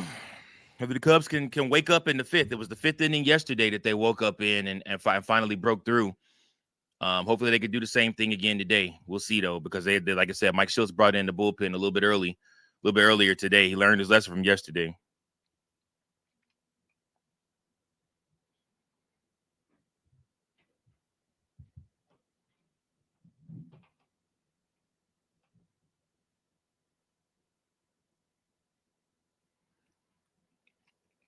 Shota Managa is back out. He's going to be pitching to Furman. Furman doubled last time out, so hopefully Shota can get this out this time.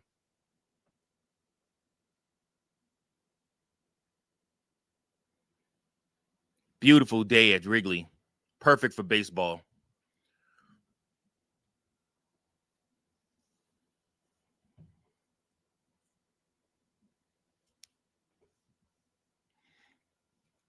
First pitch, strike to Furman, a sweeper at 80 miles per hour. Furman did not see that one good coming out of the glove.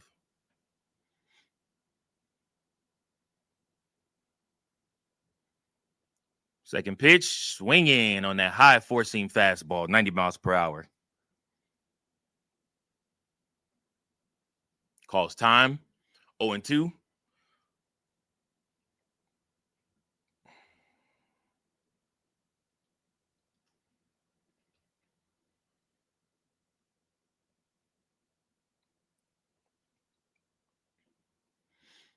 And he swings through on a ball in the dirt. He is out. Nice. Good strikeout. Third strikeout of the day for Shohei Managa.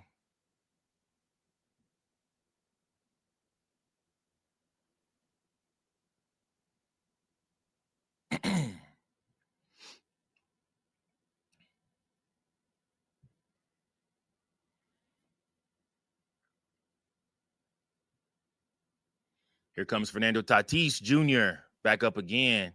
A ball outside for the first pitch.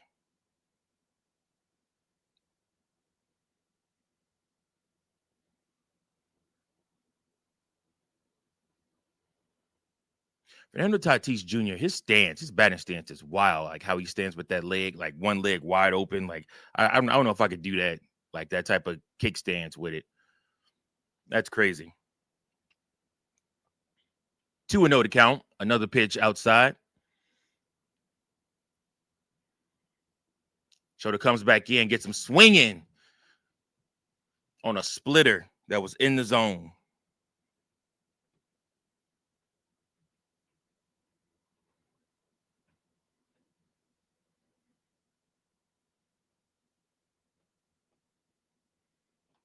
Fouls that one off. 2-2 to count.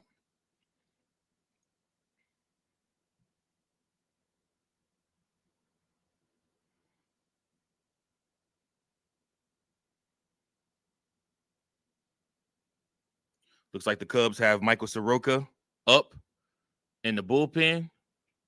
A foul ball from Shota.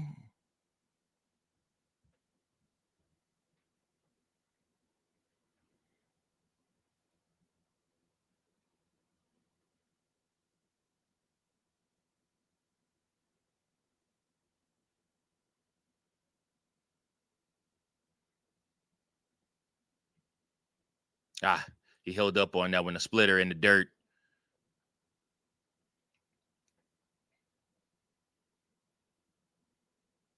3-2 to count. 1 out. Let's see if Shota got something here for us. And he walked him. Even though it looked like he swung through that, he walked him. Fernando Tatis is going to take his base, and that's going to bring up Luis Reyes.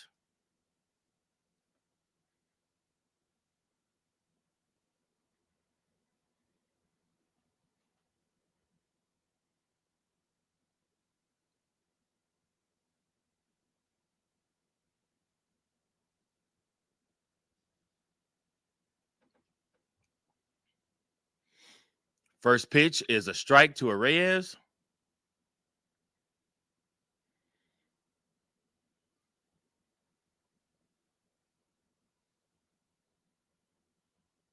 He's 1-2 in today already with a single. And they get for Tatis back over to first.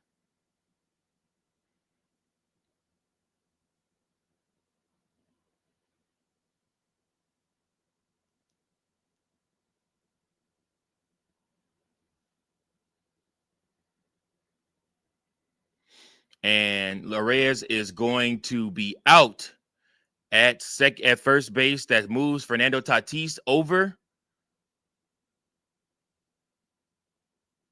Sacrifice bunt there.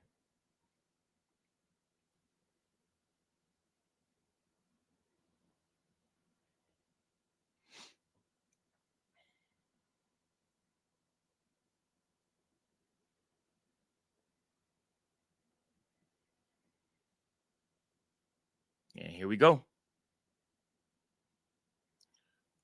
And first pitch swinging right down the middle. And that one is long gone from Manny Machado. You knew him and Fernando Tatis were not going to stay quiet for long. That's why it was important the Cubs put some runs up. And the Padres take a 3-zip lead over the Chicago Cubs on one swing from Manny Machado. Puts that one over in the left field bleachers. That's tough. That's tough.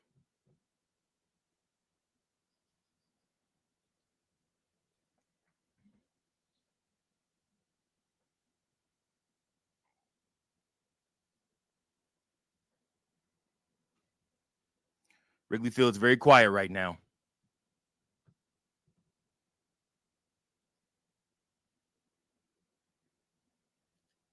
Jackson Merrill fouls this one off.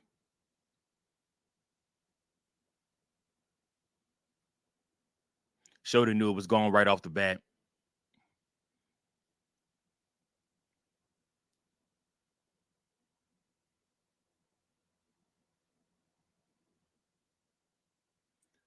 Second pitch, a four-seam fastball is a strike.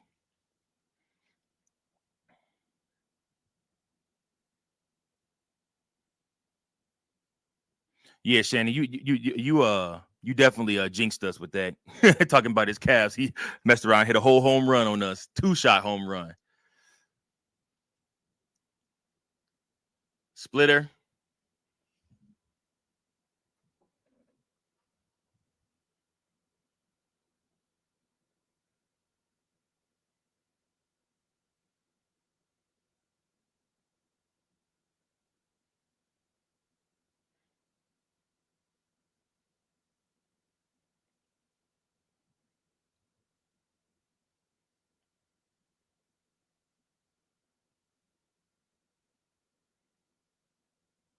They're showing all the they keep showing the home run ball over and over again from Machado. I can't even tell you what happened. I think Merrill fouled it off himself. Looks like the medical team is out there looking at him right now.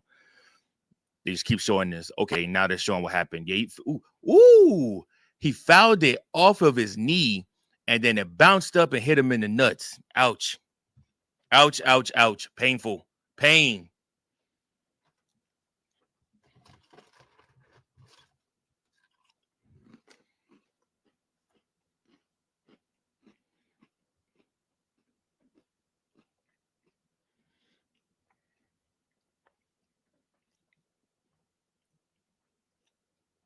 Merrill fouls another one off. It's a sweeper that time.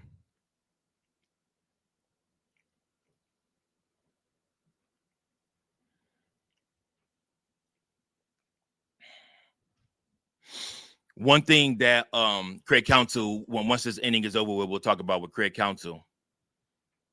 And Merrill is going to hit that one and ground out to first base. A couple of things here. The inning is over. Cubs are now trailing 3-0 to the Padres. And like I said, the game isn't over with, but you make things exponentially harder for yourself.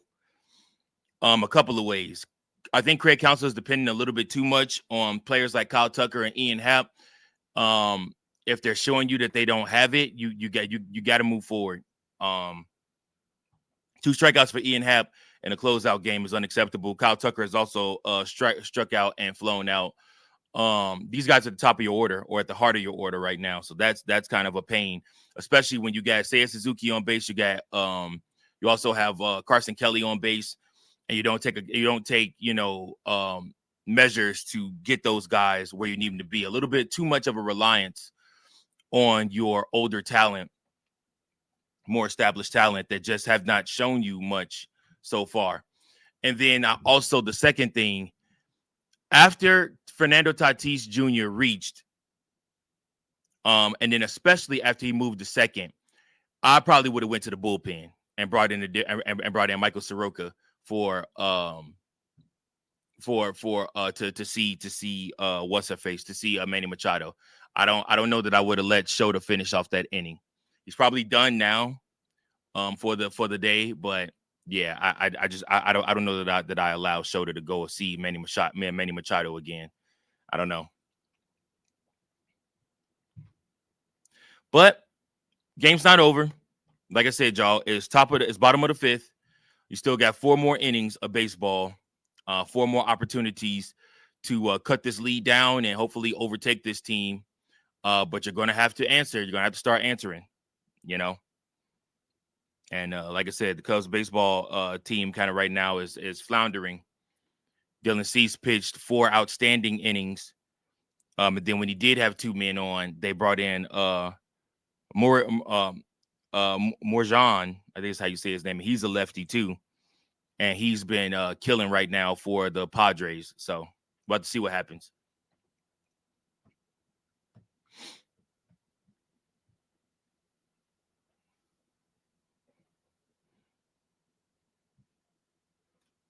Dansby Swanson is up to the plate. First pitch swinging at a 98-mile-per-hour fastball is a strike.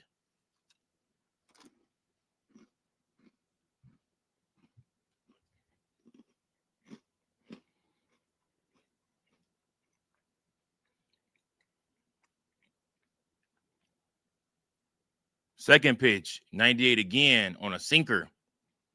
That's a strike.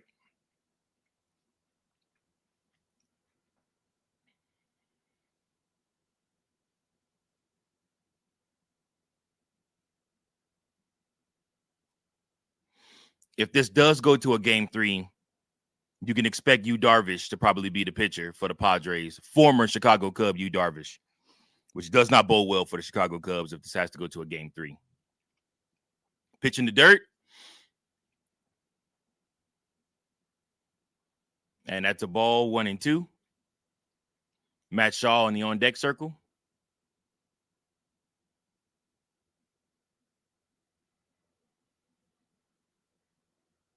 Dansby Swanson fouls another one off, stays alive.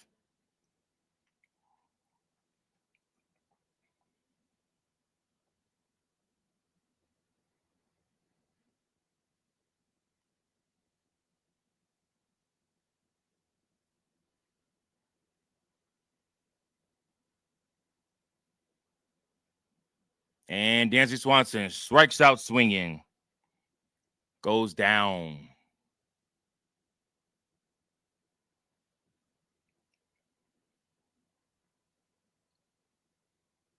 He swung with all his might, too, with that one.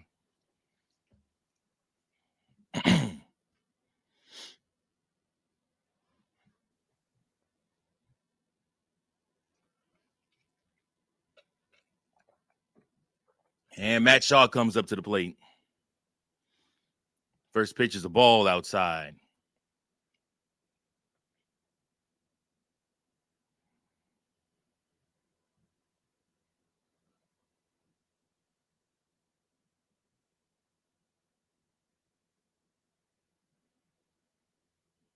And he is going to hit a weak grounder to third, and Machado is going to throw him out.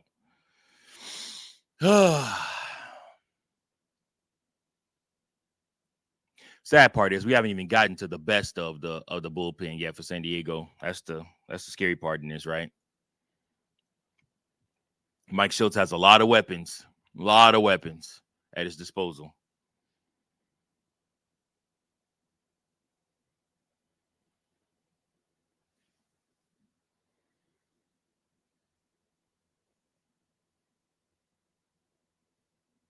First pitch to Michael Busch is a ball.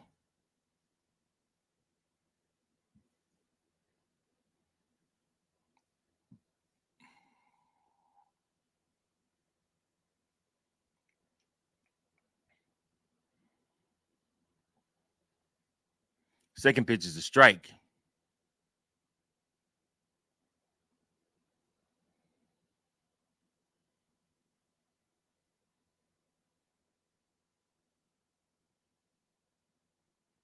One and one to count. Michael Busch fouls that one off. 1-2 the count now.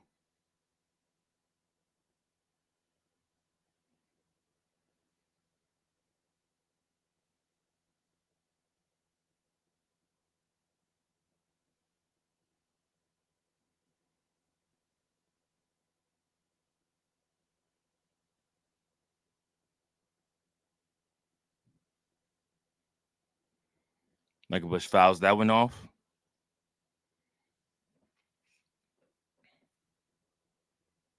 I feel like yesterday's game moved faster, but again, it's a closeout game, so it's going to be more timeouts, more, like I said, just moments and things like that to build up the anticipation. Michael Busch able to hold up on that one. That was a ball. 2-2 to count.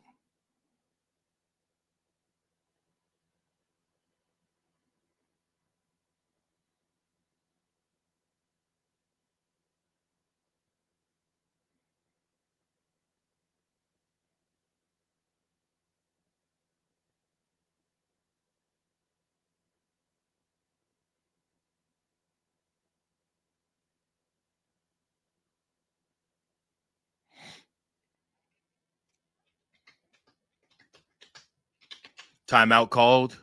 Looks like I don't know who called that. Did the looks like the what's the name called that? Looks like the catcher Furman called that one. Called that timeout.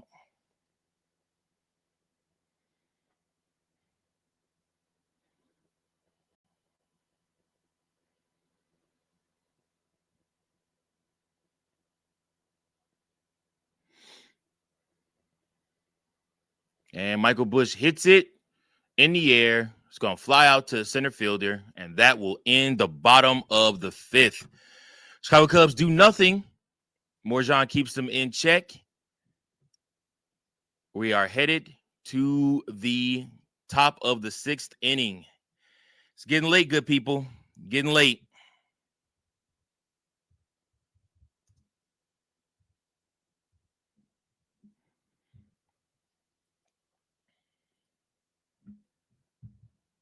We'll see.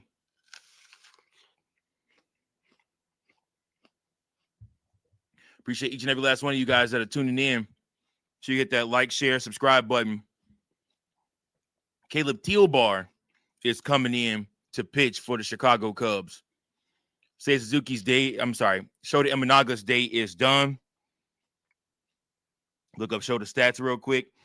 Shota pitched 4 innings, allowed 3 hits, 2 earned runs, 2 walks, 3 strikeouts on 67 pitches, 46 of those being strikes.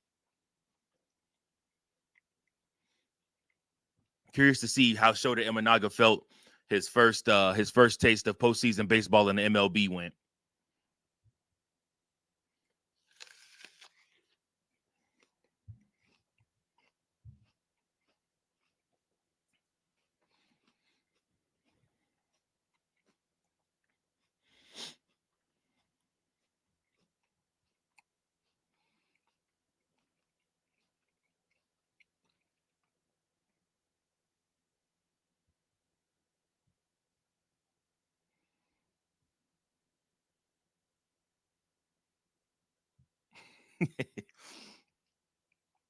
I just got a text message from Tyrone. He's very upset at Shota Imanaga right now.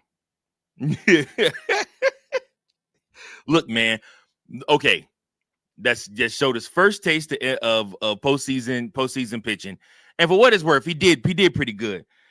We should be upset at the Chicago Cubs hitters who have not been able to plate a run, since this game started. We went 5 scoreless innings now. And like I said, I mean, it's postseason. You gotta score. Not every game is gonna be 1-0, or you're gonna be able to you're gonna expect pitchers to keep it to 1-0 or something like that. So again, like I said, you gotta do what you gotta do.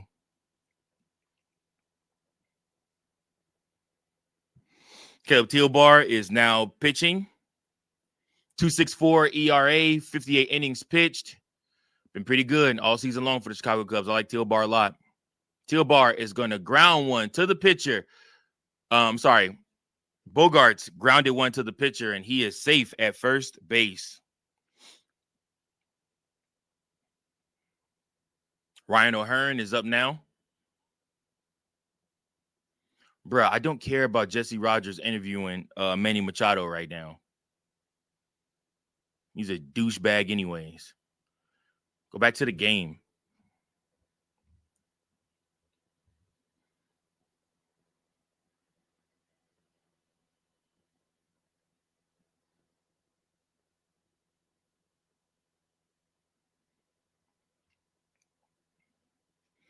Okay, they're still interviewing Manny Machado instead of showing the game. So first pitch to O'Hearn is a strike.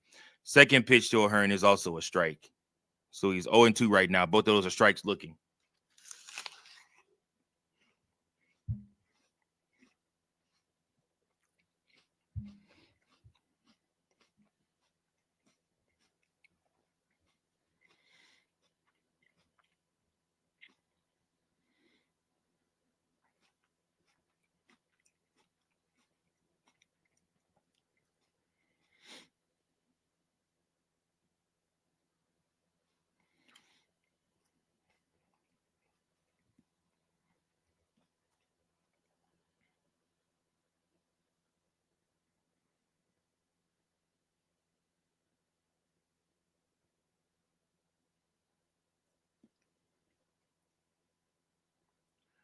Third pitch is fouled off by O'Hearn. He's already 1 for 2 with a single earlier on in the game.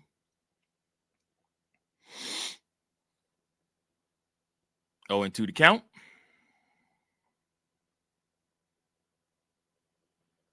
I got to get that Cubs postseason hat. I really like it with a little postseason stitching on the side. For years, I have my Cubs World Series patch hat. I don't know what I did with that one. I wonder what I did with that one. Man on, 1 and 2 to count. Top of the 6th. Padres with a 3-run lead right now.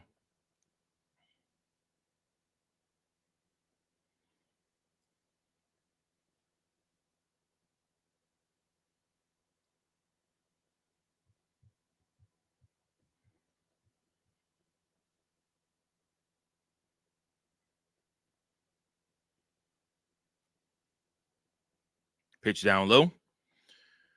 On a curveball, not biting for it. 3 and 2 is the count. No outs so far. Man, ABC is riding the nuts of Manny Machado right now, just off that 1 home run. Good God.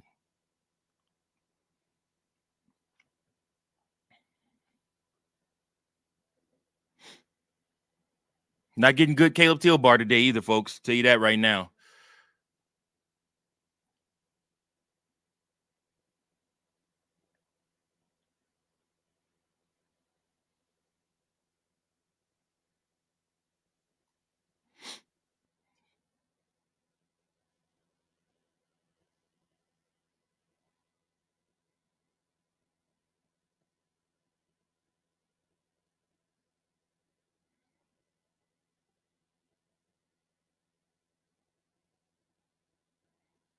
And he walks him. All right. 2 men on for the Padres.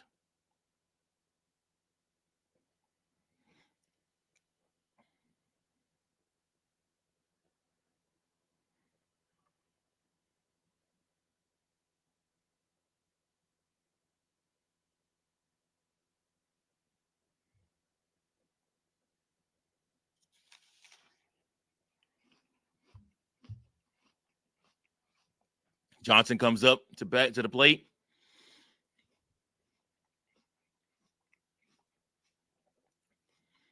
First pitch is a strike.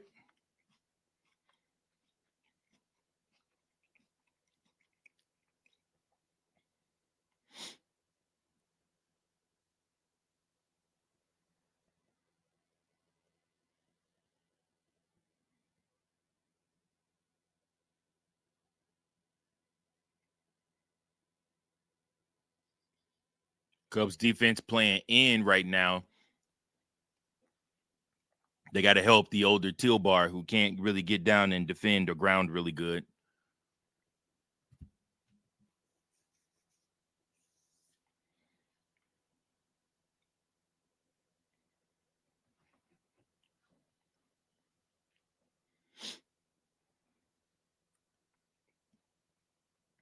Foul ball on a 4-seam fastball, 93 miles per hour on that one. 0-2 is still the count. TV keeps showing Craig Counsell right now. It lets me know they must be talking about some of the stupid decisions he's made or what he's going to do for Game 3. Again, I did not want this to get to the Cubs having to face. I do not want this to get to the Cubs having to face Yu Darvish. I just don't want that to have to happen. Caleb Tilbar gets him struck out. Nice. That was a nice curveball that dropped right in at the stone. Good job framing that one too from Carson Kelly.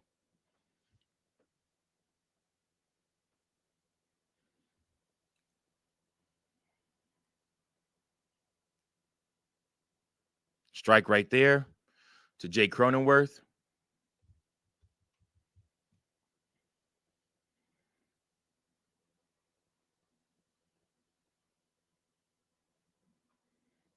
And Jay Cronenworth is going to fly out to PCA. PCA going to throw it back in. Bogarts is going to hold still. Both men still at first and second. Nice throw from PCA. Looks like we are getting a pitching change. Colin Ray is headed into the game now to pitch to Furman.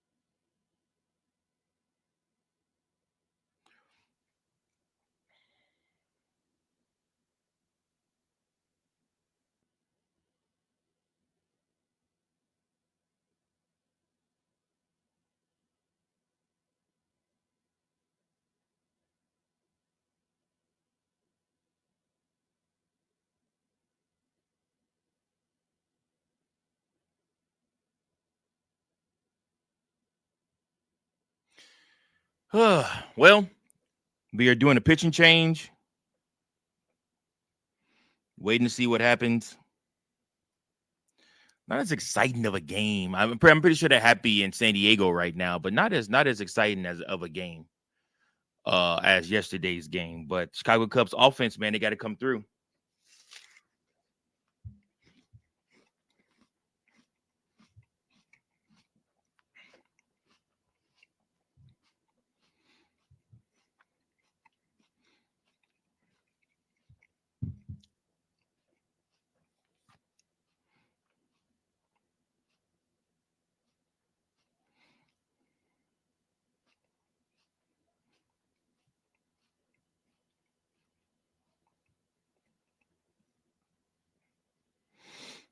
We'll see what happens. All right, Caleb Tealbar in the game to get the final out of the 6th inning. See how he does it. Furman is up. First pitch is going to be called low.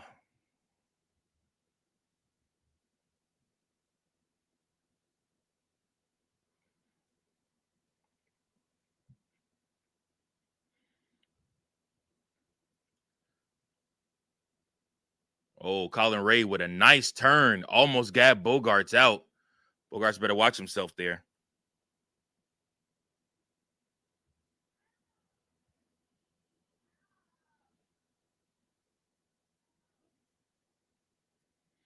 And Furman is going to hit a grounder.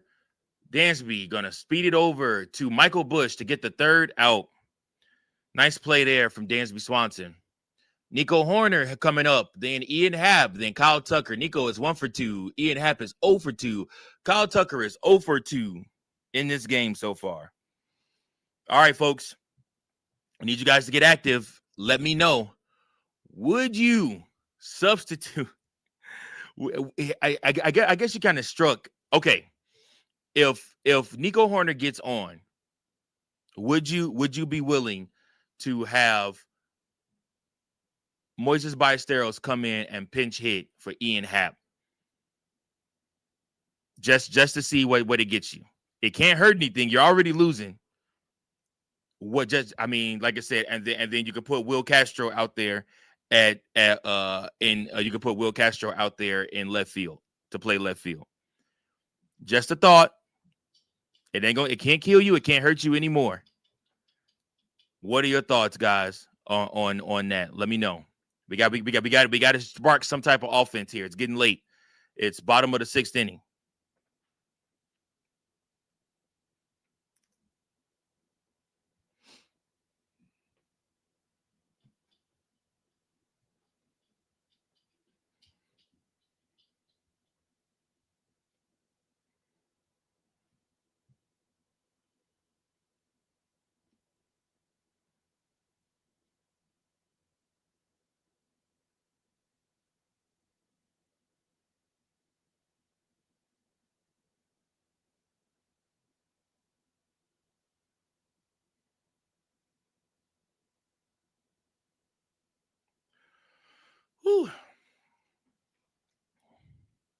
Waiting to see what happens, y'all.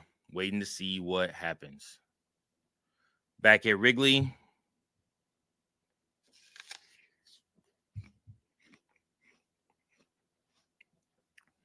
Been a frustrating day for the Chicago Cub hitters, man. That's for certain.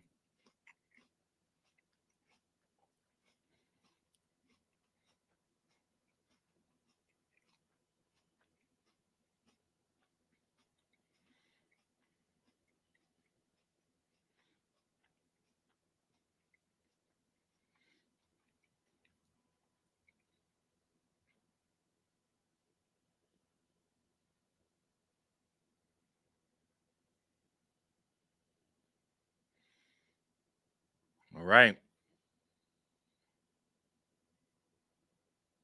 Morjan is back out there again, still pitching. And Nico Horner is going to take a strike for the first pitch. Ball for the second pitch up high. That was a sinker that did not sink at all.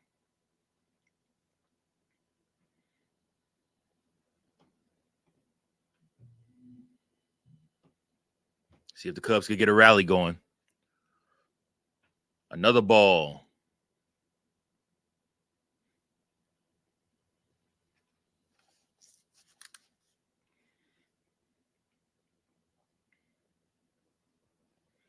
And to nobody's surprise, Mason Miller is up in the San Diego Padres dugout.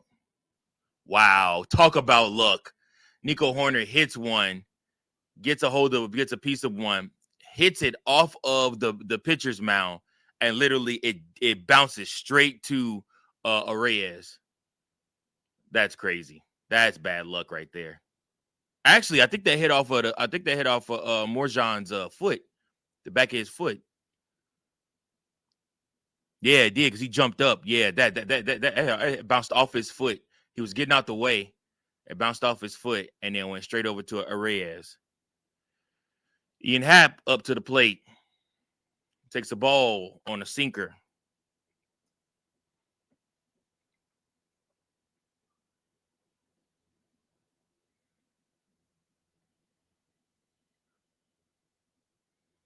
Another ball in the dirt that time on a changeup, 2-0 to count.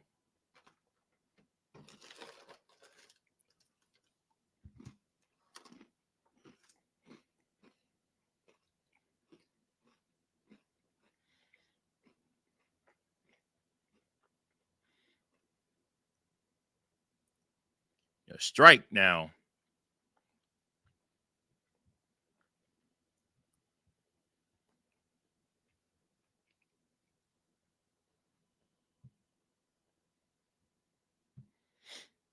Two and one to count on Ian Happ.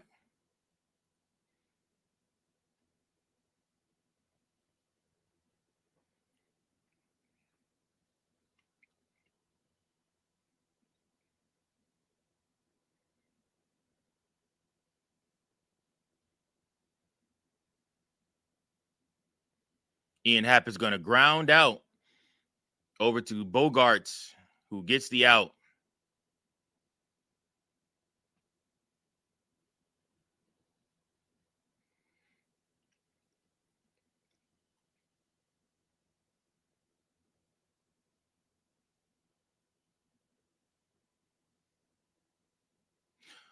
Morjan mulling down Cubs hitters right now. Not even fair. All right, Kyle Tucker, see what you got. Strike one to KT.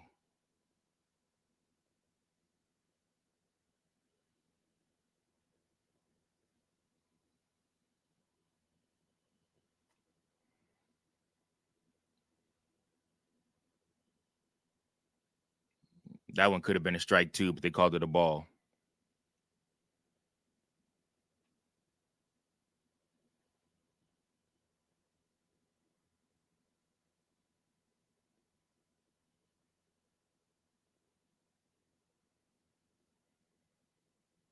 Kyle Tucker fouls that one off.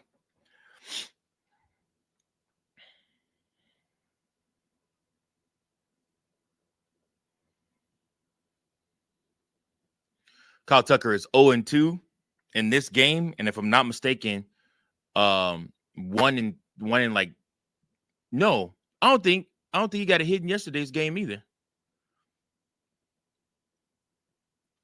Yeah, he was hitless in this series so far. 3-2 to count.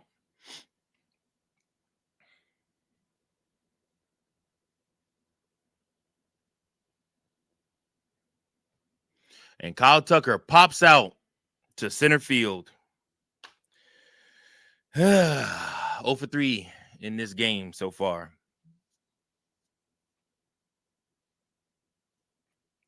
Anytime, Craig. Anytime you want to get creative with the hitting and the batting order, please do.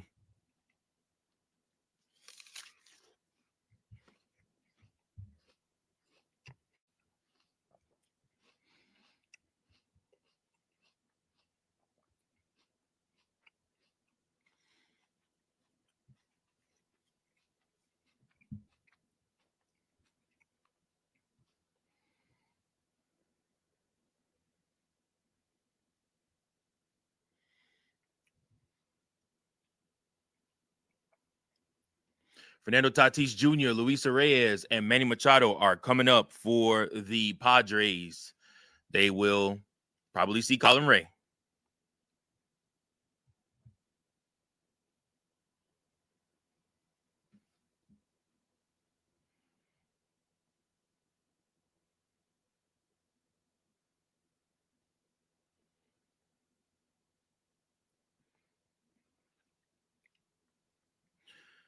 We got to do something, man. Cubs got to figure something out.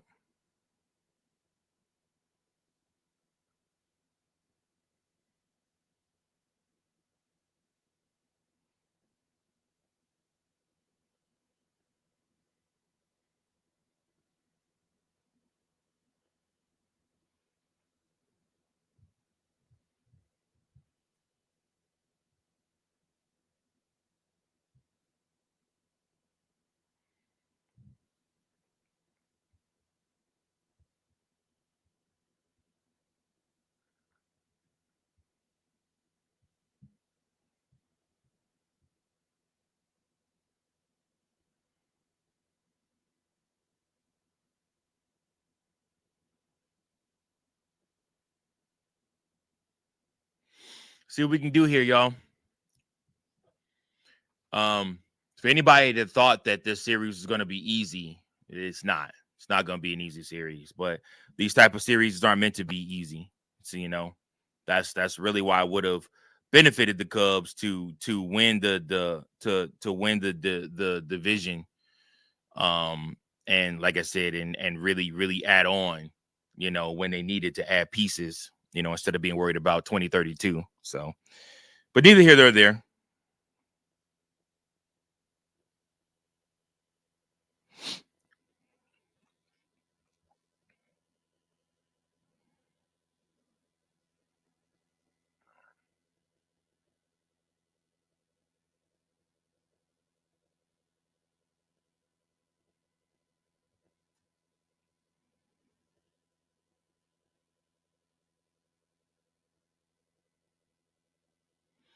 All right, we're back. Colin Ray going up against Fernando Tatis Jr. Top of the 7th. First pitch is a sinker that doesn't sink. It almost hits Tatis.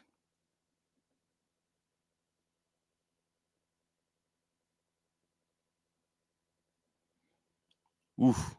Second one hit up in the air, but that is right towards Seiya Suzuki, who's under it and out. If the Cubs can at least get one run in the bottom of the 7th, it takes the pressure off and the feelings off of having to, get it all at once. Like, you just got to, but it's going to be tough, guys. It's going to be tough. Like I said, Mason Miller is probably your next pitcher that you're going to see. It's going to be tough. Four-seam fastball is down the line for a strike.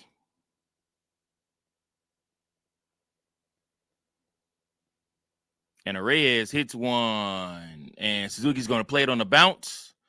Reyes having himself a day, 2 for 3 on the day for Reyes. And Manny Machado is coming back up.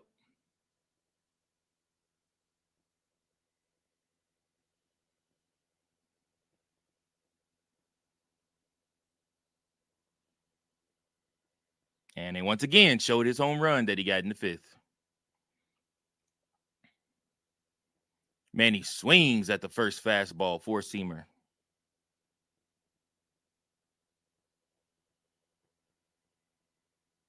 He's 1 for 3 with that 2-run shot against Shota. Game 1, he went 0 for 3 with a walk.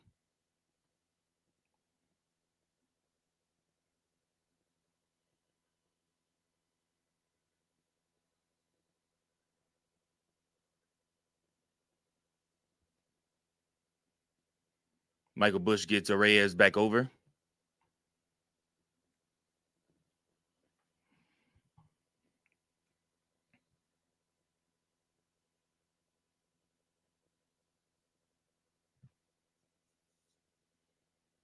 Oof. Manny Machado just fouled one off. Luckily, he had a brace on that ankle because that would have been nasty. 1-2 to count to Machado. He walks around the base for a minute, taking a deep breather.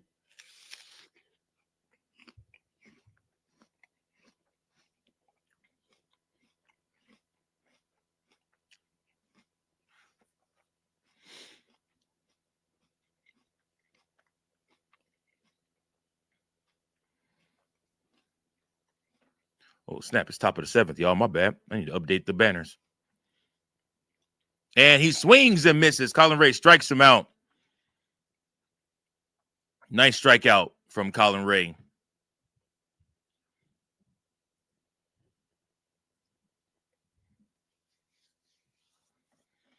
Very, very, very good strikeout from Colin Ray right there to get Manny Machado out. Now, Merrill, who fouls off the first ball he sees. On 11 pitches so far, Colin Ray has already gotten 3 outs. Do you send him back out there for the 8th inning?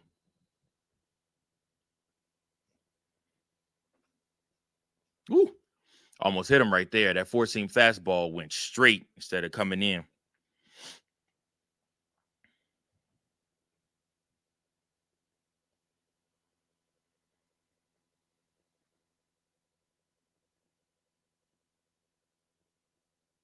Colin Ray once again keeps the Reds safe at first.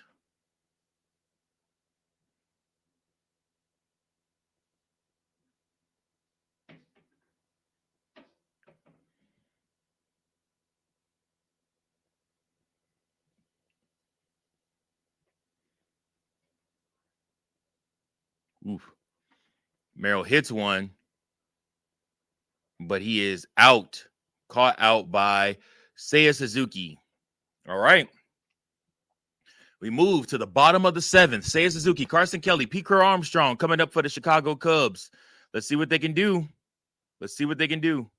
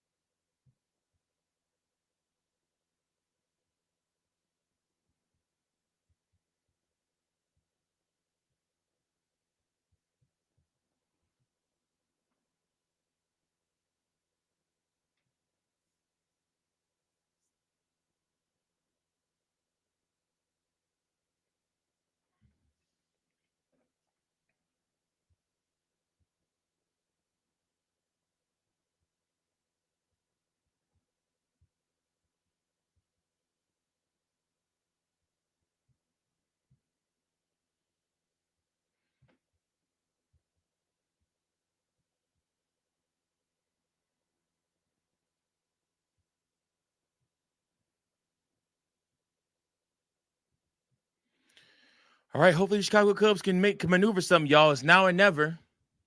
It's now or never for the Chicago Cubs. Let's see what they're going to do.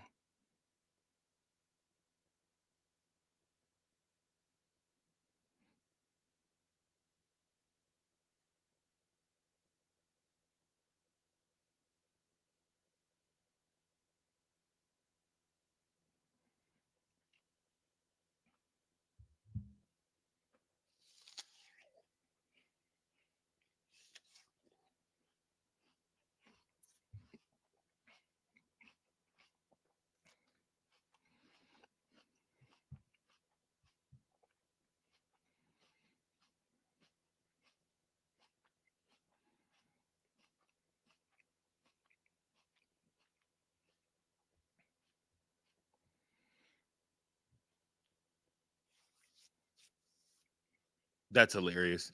Eddie Vedder is singing the national anthem again for the Chicago Cubs. I'm sorry, not the national anthem. Take me out to the ball game in the 7th inning stretch.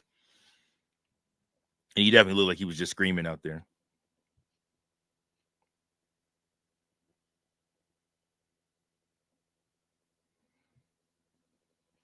And Mason Miller is now in the game. A 2.63 ERA, 61 and 2/3 innings pitched, 44% strikeout rate, and a 12% walk rate. First pitch is a slider in there at 88 miles per hour to Seiya Suzuki.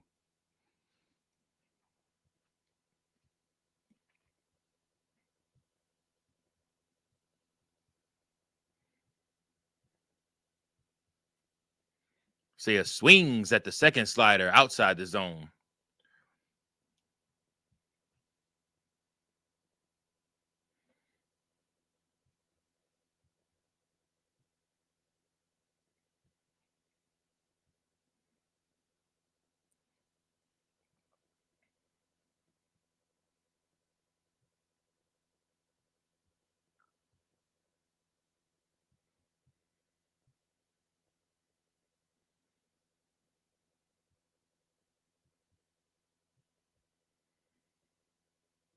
Seiya fouls one off, 2-2 to count.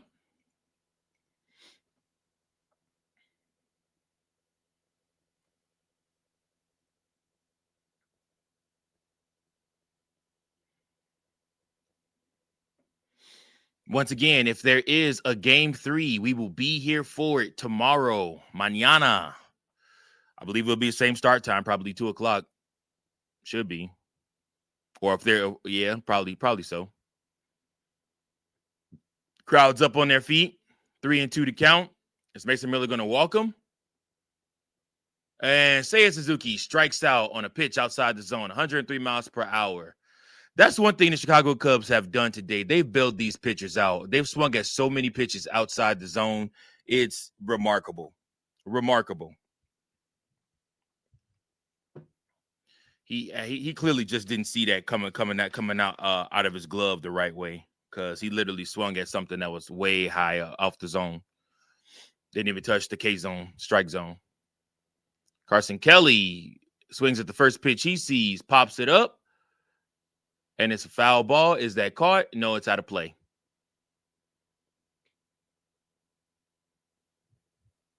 It'll be a loud strike.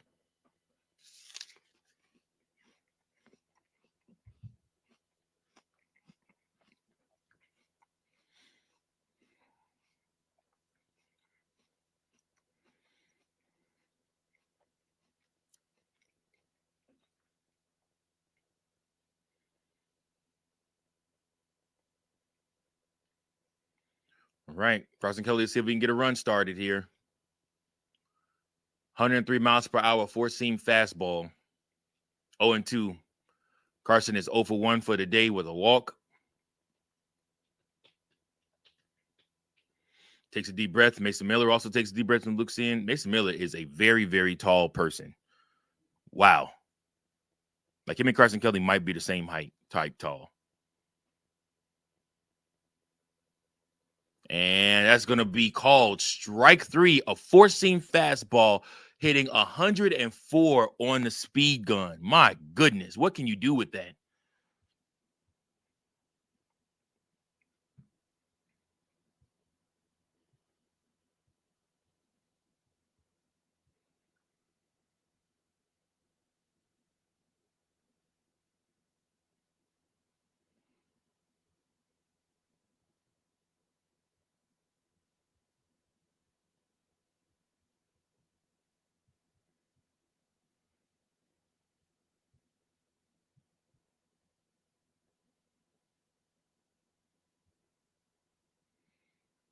PCA is up, and he is hacking, swinging for the fences.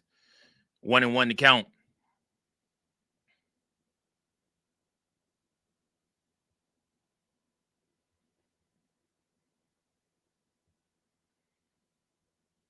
Oh my gosh, y'all. PCA did not swing at a ball outside the zone. Imagine that. Dreams do come true.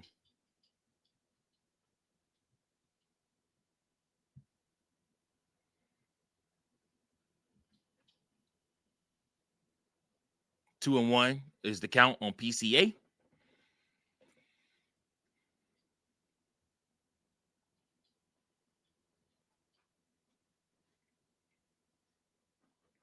Mason Miller goes high. Look at that, guys. A slider at 89 and then 3 back-to-back fastballs that top out at 103 on the radar gun. That's stupid. That makes no sense whatsoever. Who's supposed to catch up with that? 3-1 to count on PCA. And he takes a strike right down the middle. That was a slider that dropped in for a strike.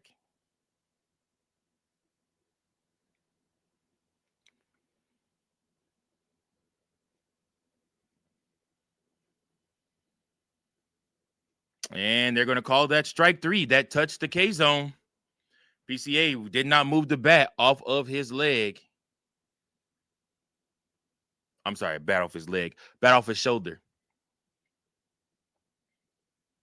3 strikeouts for Mason Miller. That's why you go make that trade. That's why if you're the Padres, you go make that trade. Mason Miller is going to be tough. It's going to be tough.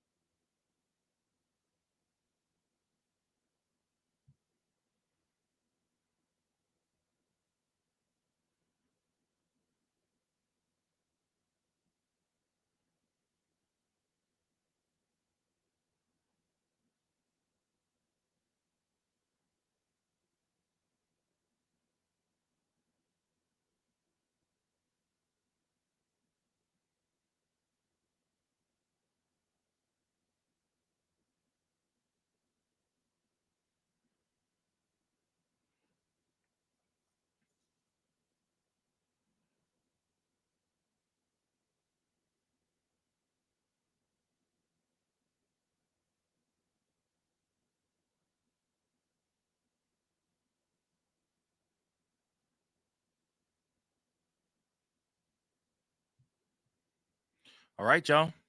Let's see. Let's get back to it. Appreciate y'all, man, that's still hanging in with your boy, hanging tough. Not the same feels about today's game as yesterday's game, right? I don't think anybody's enjoying this as much as we enjoyed yesterday.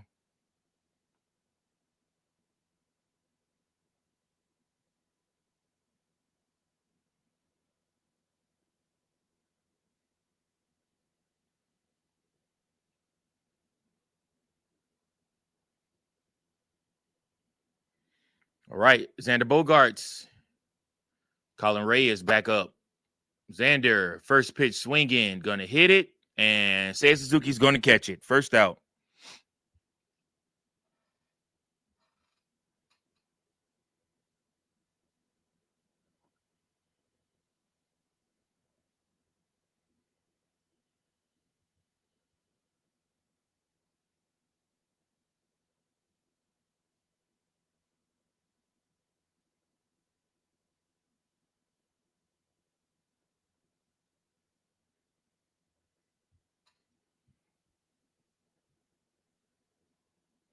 And pitching change. Michael Soroka is coming into the game now.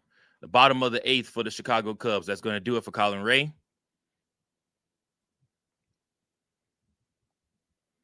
I wonder how many more innings Mason Miller will pitch.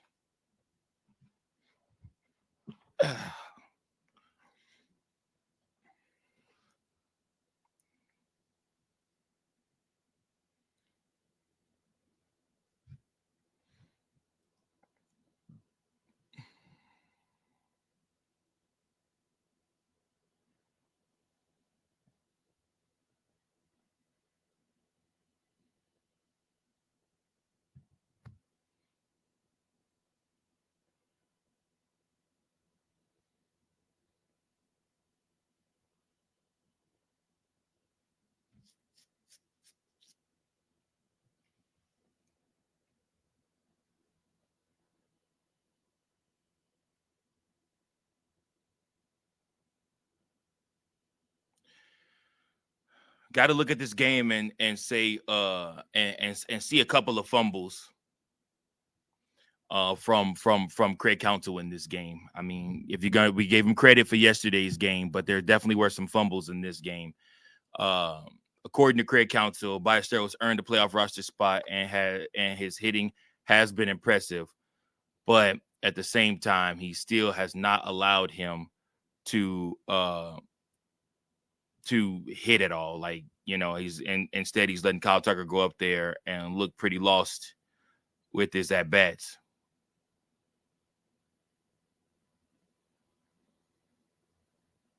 Just a lifeless offense today, man. Lifeless offense. These guys were kept guessing the whole game.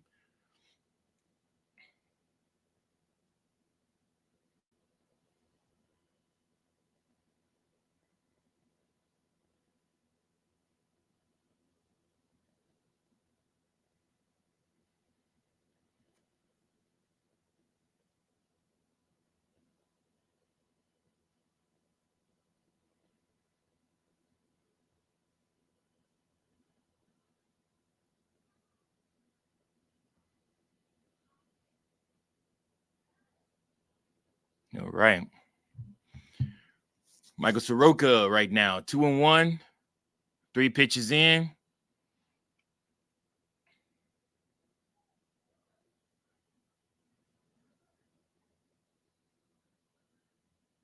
Two and two to count. 9 strikeouts for the Cubs offense today as Mason Miller strikes out the side. Taking down the Padres was not going to be easy. It was not going to be a piece of cake. They're a good team. That's why you only won 2 more games than them.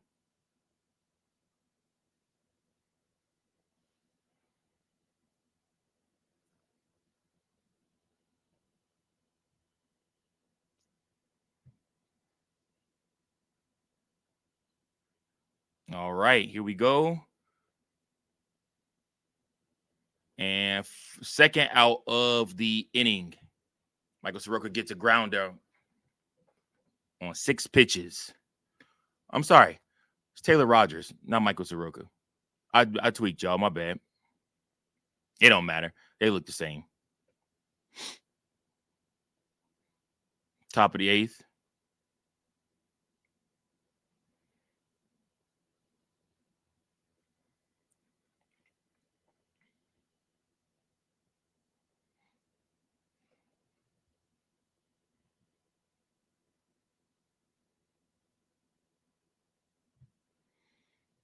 Another strike on a sweeper that time. 1-1 to Johnson.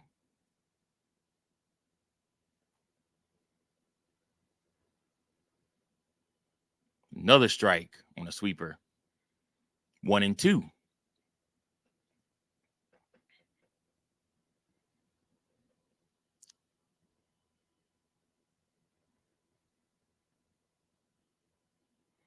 And Johnson wallops one, but it is going to be caught by Pete Armstrong. And that'll do the top of the 8th. We head to the bottom of the 8th. The 8, 9, 1 spots are up. That's Dansby Swanson, Matt Shaw, and Michael Busch as of right now. Hopefully, Craig Counsell is willing to make some adjustments and get some ABs to some other people. Matt Shaw has not hit at all this series. Like I said, he's 0 for what? 0 for 6 right now. PCA has not hit. Dansby Swanson has done a decent job. Michael Busch also went 0 for, if I'm not mistaken, or at least like 1 for. He's got to be like 1 for 6 or 7.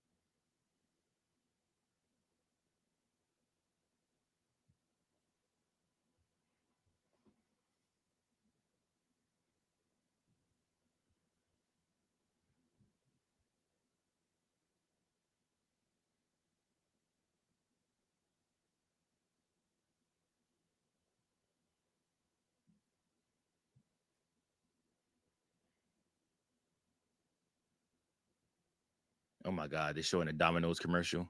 I don't know if y'all like Domino's pizza or not, but it is fire to me. I love Domino's. Hmm.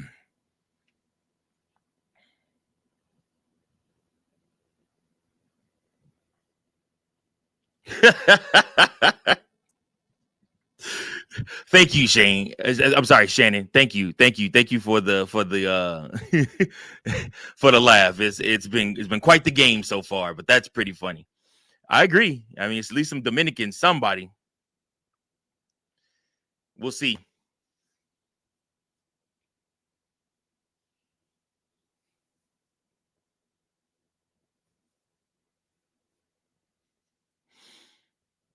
Bottom of the eighth, may they send Mason Miller back out there again. They may let him pitch the next three, especially if his stuff is going and he's unhittable. Dansby Swanson steps into the batter's box, and a slider goes awry and almost hits Dansby Swanson. Come on, Dansby, wear it, man. Dansby is 1 for 2 with a single so far in today's game.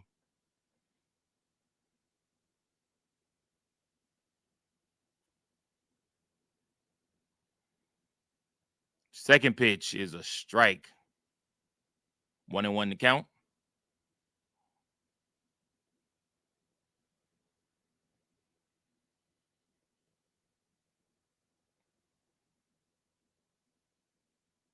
Dansby Swanson fouls off 103 mile per hour fastball. Who's going to hit that? Who's going to hit that?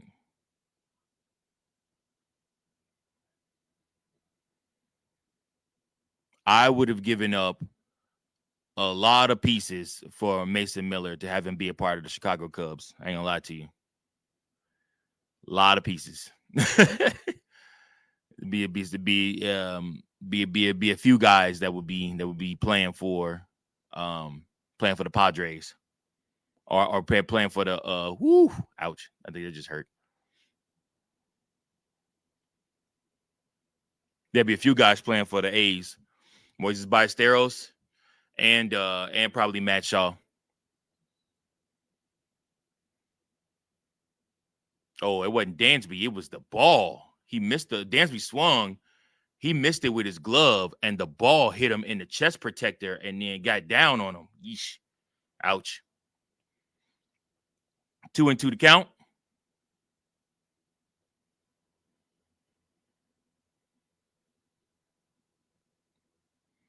And strikes him out with a 103 mile per hour fast ball. Fourth strikeout of the day. Dude's only pitched 2 innings. Whew. He got Sale. He got Carson Kelly. And I believe he got Pete too, didn't he?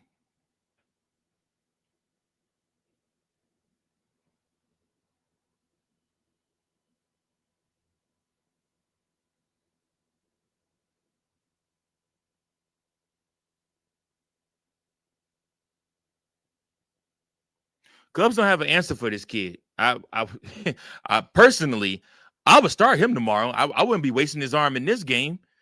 This pretty much over. You pretty much beat the Cubs already. I would save his arm. Oh, would you look at that? Moises Ballesteros is coming into the game to pinch hit from Matt Shaw, meaning Castro is probably going to get a look at third base.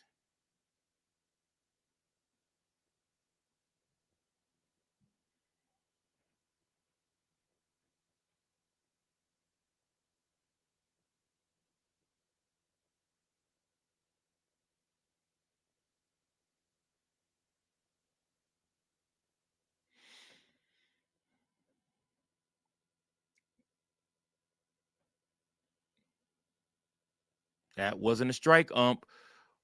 Slider, 88 miles per hour is called a strike. 1-1's the count.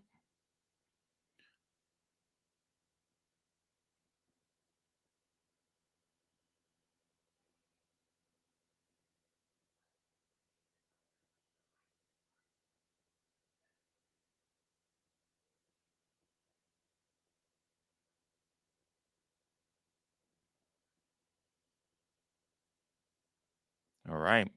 Here we go. 1-2. Bottom of the eighth.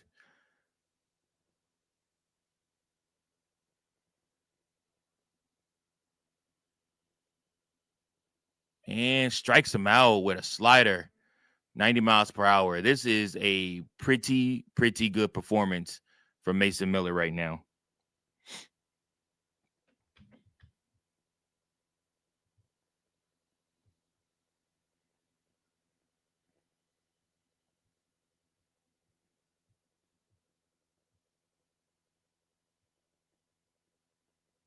And Michael Busch comes up to the plate.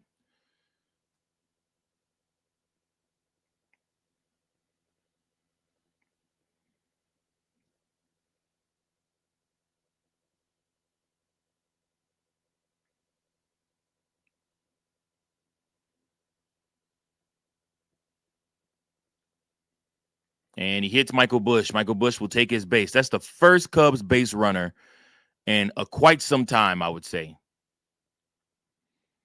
And it doesn't come off of a hit or anything like that. It comes off him being hit with the baseball. Got him on the, kind of on the pant leg, a little bit on the foot. Nothing too crazy. Slider, I think that dropped down. And he's going to pull Mason Miller. Mike Schultz is going to pull Mason Miller. With 1 out left to go, 1 man on.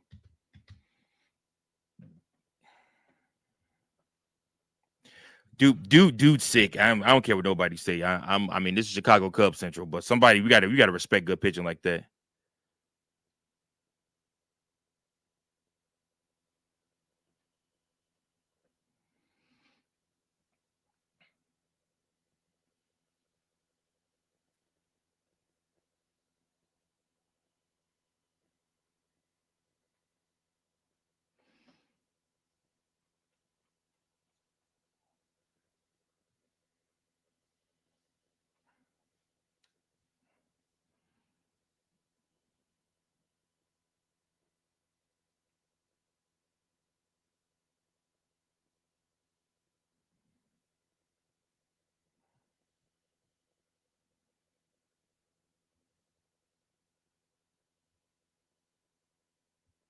All right, we're getting down to the nitty gritty. Let's see what we got here.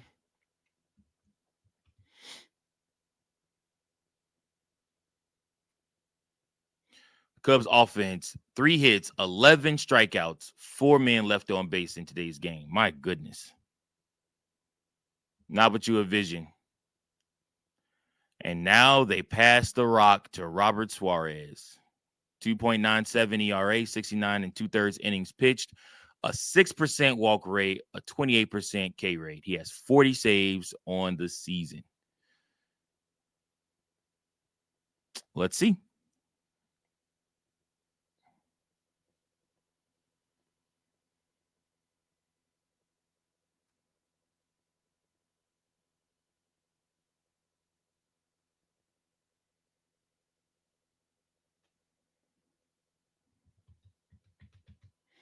They're still showing him throwing warm-up pitches.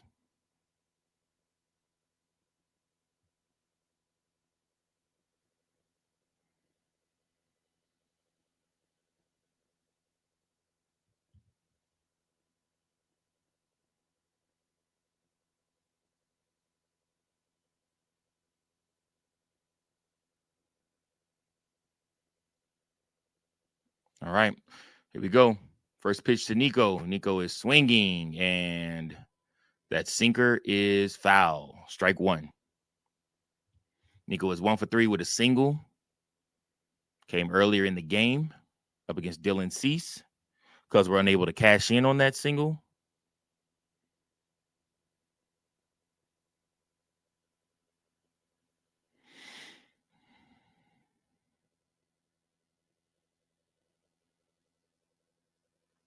Second pitch is a ball. Low. 1-1 to count.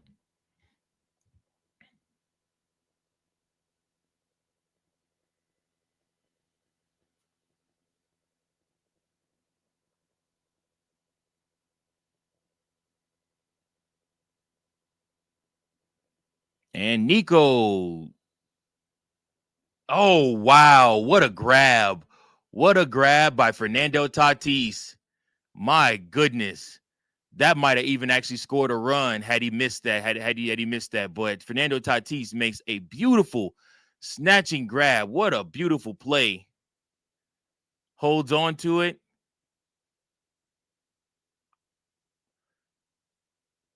Points to his glove, lets you know he should be a Gold Glover. I think he is a Gold Glover, actually, out there in right field. That's nasty. Saves a run.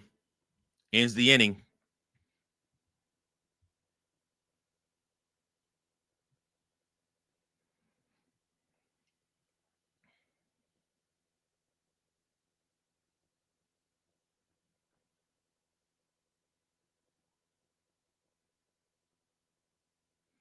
We head to the top of the ninth. We head to the top of the ninth, guys.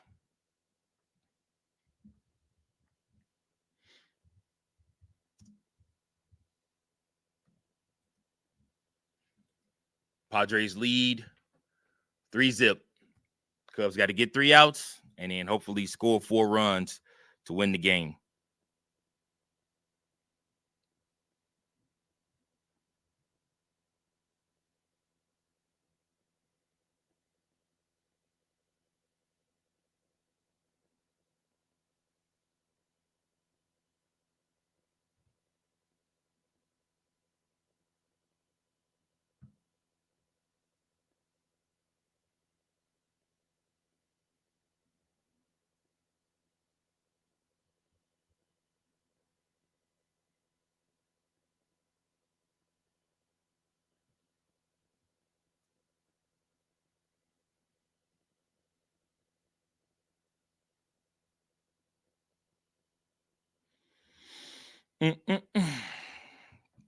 Take me out to the ball game. Take me out to the crowd. Buy me some peanuts and Cracker Jack. I don't care if I ever get back. Well, it's root. We root for the Cubbies. If they don't win, it's a shame. Which they probably won't right now, but we'll see. Yeah, one more inning left to go, y'all. Thanks, everybody, for hanging out with me. Willie Castro is in at third base for Matt Shaw. Rogers is still out there pitching in the top of the ninth, and his first pitch is a ball. 1-0 is the count. Second pitch is a ball. It's pitching to Jake Cronenworth.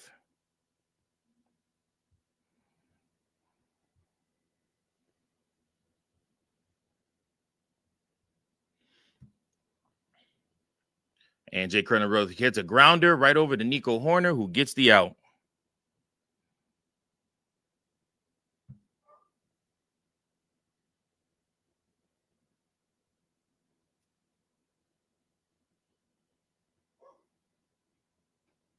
And here comes Craig Counsell out to relieve Rogers. Who's coming out of the dugout?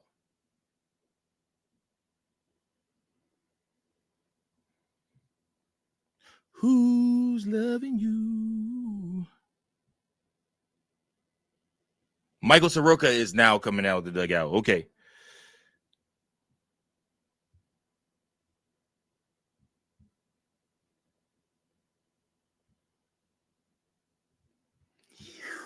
Mm.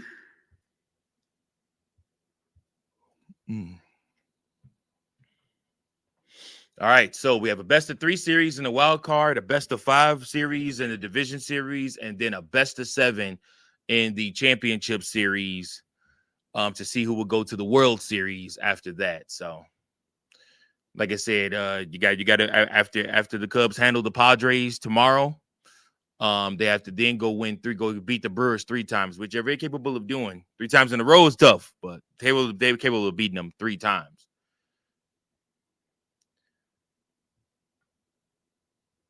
But this Padres bullpen is stupid. They don't even make sense. But this is what you go spend your money on. This is why you go spend that money, and this is why you go trade assets and picks and things like that to the Athletics who aren't going anywhere anytime soon to go get a pitcher like Mason Miller. That's why you do it for times like this.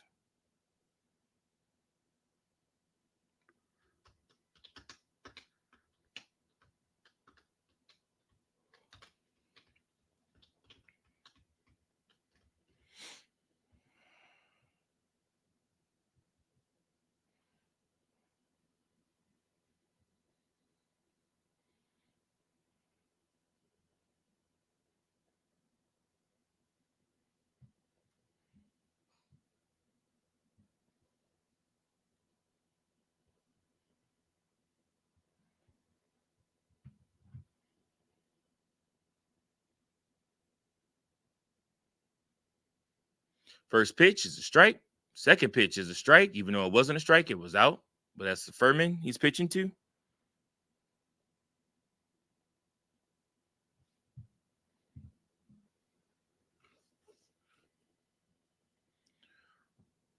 Slurve pitch misses from Michael Soroka. 1-2 to count.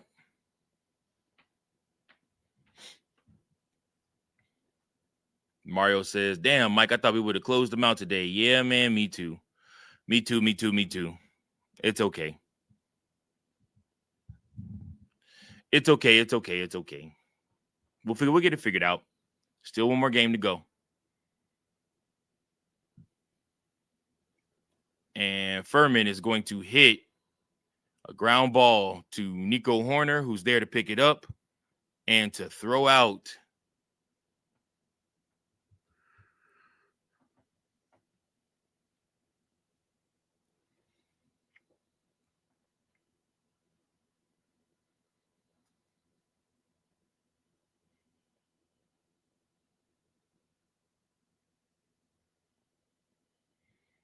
All right, Fernando Tatis is up, and he's going to hit a grounder to Dansby Swanson that throws him out to first. Ian Happ, Kyle Tucker, Seiya Suzuki, last chance for the Chicago Cubs, bottom of the 9th inning. Let's see what we got.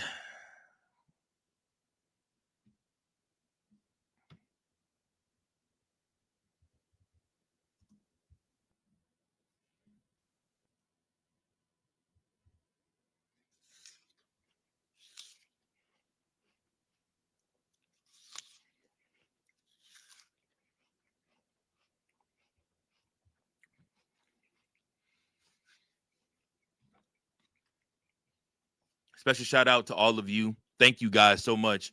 We doubled today's numbers of people viewing from X and from YouTube. Thank you guys so much for chilling out with your boy, watching Chicago Cubs game with me. Whether you got the game on and you're just listening to me, or whether you got me on in the background, or whether you're at work and you're listening and learning about the game through me or checking in, I appreciate it, y'all. It means a lot. It makes it worth it doing this when I can tell you that people are watching with me and hanging out with me. Outside of a miracle, we'll be right back here again tomorrow. So, if there is a miracle that happens here in the bottom of the 9th inning, and we end up going and we end up winning this thing and walking it off, then it depends what time Saturday the game is, because I do got stuff I got to do Saturday after. I actually have to work Saturday night, so if it's a Saturday night game, I won't be able to live stream it.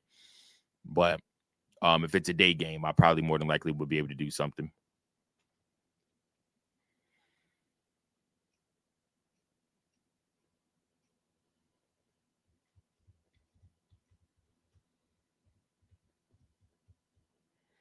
Fans standing, got their rally caps on, rally hats on. Last chance for the Chicago Cubs. You need 3 men to reach. Let's see what we got.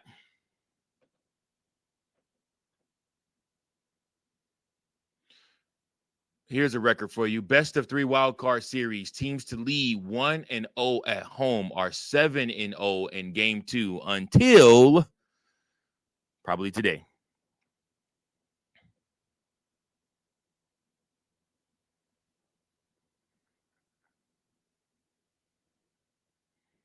Suarez is back out there again, pitching for the Padres. Ian Happ is up at the plate. First pitch, 99, is a ball. That's a four-seam fastball out of the zone. Ian Happ has struck out twice today.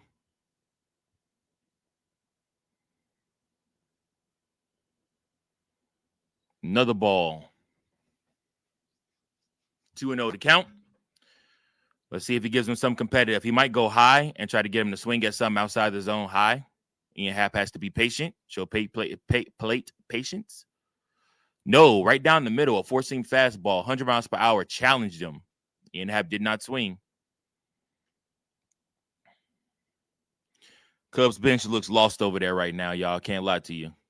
They look very lost right now. Ian Happ hits a fly ball to left field. Up under it is Jackson. He's got it. Out number one. Johnson. I said Jackson. Johnson.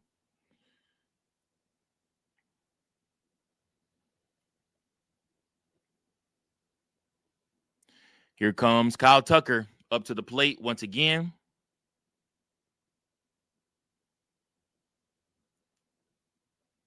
Kyle Tucker is 0 for 3 with a strikeout.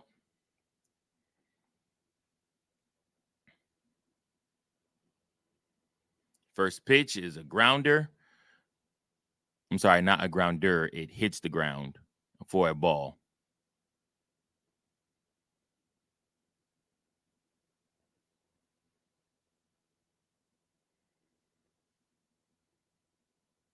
Kyle Tucker swings and misses at the second pitch. A changeup, 91 miles per hour. Wasn't even in the zone.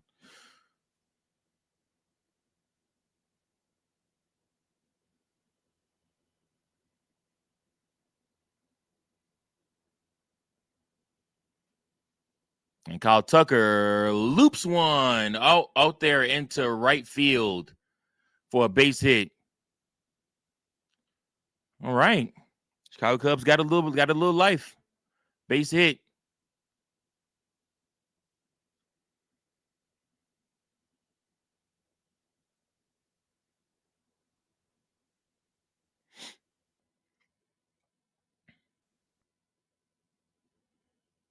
And that brings up Seiya Suzuki now. He's 1 for 3 with a double. First pitch, taking a fastball, a sinker, 100 miles per hour down in the zone. 0-1 is the count. Fans standing all over the stadium. Seiya swings at a sinker that did not sink, stayed high, was way out the zone.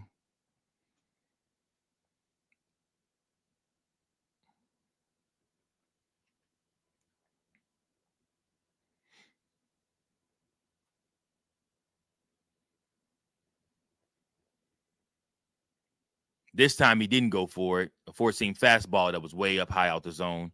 1-2 to count.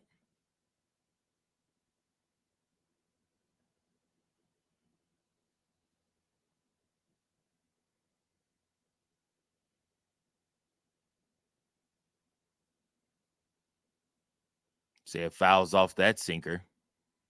Suarez is hitting 100 on the gun every time. Do you know how rare it is to have two relief pitchers hitting over 100 consistently? I mean, that's just ridiculous, man. That's ridiculous. 4 2/3 innings pitch right now for the Padres bullpen. They've only allowed one hit. But Seiya Suzuki's battling. Another foul ball. 1-2 is the count. Just don't get too dicey, Seiya.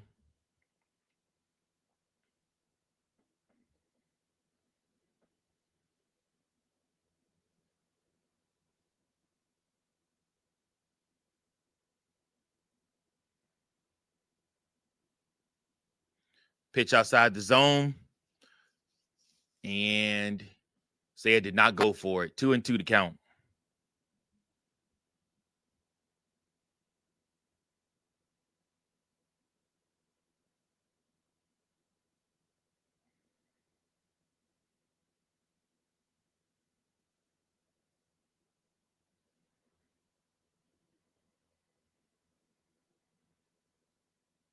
Pitcher in the dirt on the changeup. 3-2. Seiya Suzuki holding serve. Fans getting loud. Everybody's waving their rally towels around. Clapping. Let's see what happens. I'm nervous.